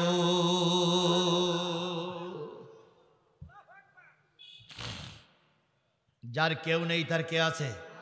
জোরে বলেন, যার কেউ নেই তার কে আছে? হুবহাবের ওই ময়দানে কেউ নেই, কিন্তু হুবহাবের পক্ষে কে আছে? আল্লাহ আছে। হুবহাবের পক্ষে কে আছে বলেন? আরো জোরে বলেন, হুবহাবের পক্ষে কে আছে? আল্লাহ আছে। কারণ হুবহাবকে সাহায্য করা, হুবহাবকে সাহায্য করা এখন আল্লাহর ব্যক্তিগত দায়িত্ব। হুবহাব রাদিয়াল্লাহু তাআলা এখনো কি নবীর কাছে গেছে? এখনো কি কালেমা পড়েছে? কিন্তু মনে মনে সে দিনকে গ্রহণ করেছে। আমার ভাইয়েরা, পাহাড়ের পরে চড়ে বসলেন। পাহাড় চলতে শুরু করলো। চলতে চলতে চলতে চলতে পাহাড় এখনো রাত শেষ হয়ে যায়নি। পাহাড় এক জায়গায় থেমে গেল। পাহাড়ের থেকে নেমে হুবহাব ছোট্ট বালক একটা জীর্ণ শীর্ণ ঘরের ভিতরে ঢুকলেন। ওই ঘরের ভিতরে মনে হচ্ছে কারা যেন ঘুমাচ্ছে, কিন্তু দরজা বন্ধ। হাত কড়া পরানো, পায়ে বেড়ি পরানো, কোমরে দড়ি পরা, মাথায় দড়ি পরা। হুবহাব ওখানে শুয়ে পড়লেন। 6 মাস ঠিক মতন খাওয়া হয় না, গোসল হয় না, এক কাপড়ে দিন পার করতেছে, চলাফেরার কোনো ব্যবস্থা নেই, শুয়ে পড়লেন। হঠাৎ করে সকালবেলা যখন ভোর হয়ে গেল, তখন ঘরের ভিতরে একজন মুরব্বী বেরিয়ে আসলেন। ওই মুরব্বীর নাম হলো আম্মার ইবনে সালেহ। যে মুরব্বী ঘরের থেকে বেরিয়ে আসলেন সেই মুরব্বীর নাম কি? আম্মার ইবনে সালেহ, রাসূলের একজন সাহাবী। তিনি বাইরে বেরিয়ে এই যুবকের হাত করা পায়ে বেড়ি পরা দেখে ওই মুরব্বী বলতেছে, আল্লাহু আকবার কাবীরা, আল্লাহু আকবার কাবীরা, আল্লাহু আকবার কাবীরা। ওগো বালক, তোমার এ দশা কেন হলো? তখন ওই যুবক মাথা উঁচু করে বলতেছে, মুরব্বী, আল্লাহর নাম বললেন আপনি, কোথার থেকে আল্লাহর নাম শুনেছেন? মুরব্বী বলতেছে, বাজান রে, আল্লাহর নাম শুনেছে শেষ জামানার শেষ পয়গম্বর। সুবহানাল্লাহ, সুবহানাল্লাহ, সুবহানাল্লাহ। শেষ পয়গম্বরের নাম কি? আর হুবহাব এই 6 মাস কষ্ট পাচ্ছে কোন নবীর মহব্বতে পড়ে? মুহাম্মদ সাল্লাল্লাহু আলাইহি সাল্লামের মহব্বতে পড়ে। এবার মুরব্বী বললেন, আমি নবীর কালেমা নিজের কানে শুনেছি। হুবহাব কষ্ট হলো, বসে বললেন। মুরব্বীর হাত কানা ধরে গালে চুমা দিয়ে বলতেছে, এই হাত কি নবীর হাতের ভিতরে ঢুকেছে? কয় ঢুকেছে। মুখে চুমা দিয়ে বলেন, এই মুখ কি নবীর মুখের কালেমা পড়েছে? কয় হয় পড়েছে। কয় আমাকে নবীর দরবার পর্যন্ত একটু নিয়ে যাওয়া যাবে কি? আম্মার ইবনে সালেহ বললেন, রে যুবক, চারিদিকে শত্রু তোমার আনাগোনা লক্ষ্য করছে, আমি চলতে থাকবো। চলতে চলতে যদি কোনো শত্রু দেখে আমি বসে পড়বো, তুমিও বসে পড়বা। যদি আমি চলতে থাকি, তুমিও চলতে থাকবা। আমি নবীর বাড়ি যে ফজরের নামাজ আদায় করব, তুমি গন্তব্যস্থলে পৌঁছায় যাবা। যুবক হাত বান্ধা পায়ে বান্ধা অবস্থায় হাঁটি হাঁটি পা পা করে আম্মার ইবনে সালের মুরব্বির সঙ্গে যাচ্ছে। যেতে যেতে অনেক দূর থেকে হুবাব লক্ষ্য করলেন একটা ঘর, অন্ধকার ঘর। সেই ঘরে কোনো বাতি নাই, কিন্তু একটা লোক চলাফেরা করছে। সেই লোকটার মুখটা উজ্জ্বল দেখা যায়, সেই লোকটার হাত উজ্জ্বল দেখা যায়, পাগুলো উঁচু করলে পাগুলো উজ্জ্বল দেখা যায়। হুবাব দূর থেকে লক্ষ্য করে বললেন, আল্লাহ, মনে হচ্ছে ওই লোকটাই হলো শেষ জামানার পয়গম্বর। আম্মার ইবনে সালে রাদিয়াল্লাহু তাআলা আনহু সোজা দিয়ে ঢুকে পড়লেন। নবীজি গেটের মুখে এসে হুবাবকে লক্ষ্য করে অনেক দূর থেকে ডেকে বলতেছে, বাবা হুবাব কেমন আছো? আর একটু জোরে বলা যাবে না সুবহানাল্লাহ? বাবা হুবাব তুমি কেমন আছো? হুবাবের চোখ দিয়ে পানি ঝরতেছে, গড় গড় করে পানি পড়ে। হুবাব কান্দে আর কয়, ইয়া রাসূলুল্লাহ, আমি আপনাকে সালাম দেই নাই, মুসাফা করি নাই, কুশালাদি জিজ্ঞেস করি নাই, নিজের নাম বাবার নাম বংশের পরিচয় দেই নাই। আপনি কি করে বুঝলেন আমি হুবাব? আপনি কি করে বুঝলেন আমি হুবাব? নবী তখন আস্তে করে সামনে এসে বুকের ভিতরে জড়াই ধরে বলতেছে, বাজান রে, যেদিন তুমি কৌটার ভিতর থেকে সাদা কাগজটা বের করেছিলে, ওই কাগজে যখন তুমি কালেমা পড়ে তুমি আমার পরে ঈমান এনেছো, সেই দিন থেকে আজকের এই দিন পর্যন্ত তোমার এই 6 মাস 1 বছরের সমস্ত কার্যকলাপ আমার আল্লাহ ভিডিও কলের মাধ্যমে আমাকে দেখাচ্ছে। কালকের রাত্রির ঘটনা জিবরিল আমাকে বলে দিয়েছে, দেখাই দিয়েছে। আমি আল্লাহর কাছে কামনা করেছি, আল্লাহ হুবাবকে আমার সঙ্গে দেখা না করাই যেন মৃত্যু দিও না। হুবাবের বান্ধনের পরে আল্লাহ রসুল হাত দিলেন, বাদল কেটে গেল। হুবাবের বায়ের বান্ধনে হাত দিলেন, বান্দল কেটে গেল। নবীজি হুবাবকে ডেকে বলতেছে, হুবাব রে, যদি আমার সঙ্গে দেখা করার আগে তোমার মৃত্যু হয়ে যেত, আল্লাহ পাক বাজেট করে রেখেছে তোমার আর আমার জান্নাতটা একসাথেই হবে। ও আমার জাতি, আমরা বাংলাদেশের মুসলমান, নবী শুয়ে আছে মদিনায়। যদি কোরআন হাদিস জেনে বুঝে নবীর সঙ্গে মহব্বত করে চলতে পারি, হয়তো কিয়ামতের দিন আল্লাহ পাক নবীর সঙ্গে তোমার আর আমার জান্নাত মিলাইয়া দেবে। এই জন্য সর্বশেষ দাবি থাকতে হবে কিসের পক্ষে? আরো জোরে বলেন, কিসের পক্ষে? আমি জামাত বিএনপি বুঝি না, আমি ইসলামী আন্দোলন বুঝি না, আমি বুঝি কি? যারা কোরআনের পক্ষে আমরাও তার পক্ষে। যদি কোরআনপন্থীরা ক্ষমতায় যেতে পারে, সাদা কাগজে লিখে রাখো, দেশটা সোনার দেশ হয়ে যাবে। কারণ আমরা সব দলকে কম বেশি পরীক্ষা, সব দলকে পরীক্ষা করা হয়ে গেছে না ভাই? সব দলকে পরীক্ষা করা হয়ে গেছে না? একটা দলের নাম শুনেছি তারা খারাপ, এই তা সেই সই, অন্তবার একটাবার একটু পরীক্ষা করে দেখি। যদি এনারা না পারে 192 তালাক দেবো, কিন্তু একটা বারের জন্য আমরা একটু পরীক্ষা করতে পারবো না ভাই? এই মুসলমান, একটা বারের জন্য একটু পরীক্ষা করে দেখতে পারবো না? একটা বারের জন্য একটু পরীক্ষা করে দেখতে পারবো না? কারা কারা কোরআনের পক্ষে আছেন একটু হাত তুলে দেখান তো, কারা কারা কোরআনের পক্ষে আছেন? আল্লাহ আমাদেরকে কোরআনের পক্ষে কবুল করে নিক। আরো জোরে বলেন আমিন, আরো জোরে আমিন, আরো জোরে। কিছু লোক হয়তো বলবে, ভাই আমরা এবার ভালো কাজ করব। ভালো কাজ তোমরা কি করিস আগের তো আমরা জানি, এখন যারা করিনি তার একটু দেখি, তারপরে যদি ওরা না করতে পারে তাহলে পরবর্তীতে তোমরা এসো। কিন্তু একটাবার অন্তত আমরা একটু চেক করে দেখি। কি একটাবার টেস্ট করতে পারবো না? একটাবার টেস্ট করতে পারবো না? দোকানদার সার নিয়েছি, ইউরিয়া নিয়েছি, আর একটা আমেরিকা সারে নিয়ে বলতেছে 1 বছর ধরে পাবলিসিটি করতেছে, ওই ইউরিয়াছে এইটা ভালো, এইটা ভালো, এইটা ভালো, কিন্তু কিছু লোক বলে না ইউরিয়াই ভালো। দোকানদার একজনের পায়ে ধরে বলতেছে, ভাই এই সারটা অন্তত একটা জায়গায় 1 কাটা জায়গায় দিয়ে দেখ, যদি ভালো না হয় তাহলে আমার দোকানের আর সার কিনতে হবে না। তাহলে 20 কাঠায় 1 বিঘে 1 কাটা জায়গায় অন্তত একটু সার দিয়ে দেখি, যদি ভালো না হয় আমরা আর নেব না। তা আমরা এই বিগত 53 বছর জমিতে সার দিলাম, যে সার দেই গাছ লাল হয়ে থাকে, অন্তত ওই এবার ওই খারাপ সার একটা বারের জন্য দিয়ে দেখি, যদি জামির কালার ভালো না হয় ওই সার আজ জীবনে আমরা ভিটেতে তুলব না। তাই একটা বার, কয়বার? একটা বার, একটা বার, একটা বার। কিসের পক্ষে? জোরে বলেন কিসের পক্ষে?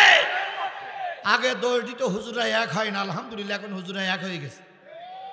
আগে প্রায় দোষ দিতে ইসলাম কায়েম হবে কি করে? হুজুরা হুজুরদের ভিতরে মতনৈক্য, এখন তো হুজুরা হুজুরদের পক্ষে এসে গেছে। তাহলে এবার আপনি আসেন, দিন কায়েম হয়ে যাবে। এবার আপনি যদি না আসেন তাহলে বুঝবো আপনার কারণে দিন কায়েম হচ্ছে না। এই জন্য সকলকে, সব মুসলমানকে দাবি করবে একটা বারের জন্য আমরা কিসের পক্ষে আসবো? কোরআনের পক্ষে আসবো। আগামীতে আল্লাহ টুপি আলাদা সম্মান দিক, ইজ্জত দিক, মর্যাদা সহকারে টিকে থাকা তৌফিক দান করুন।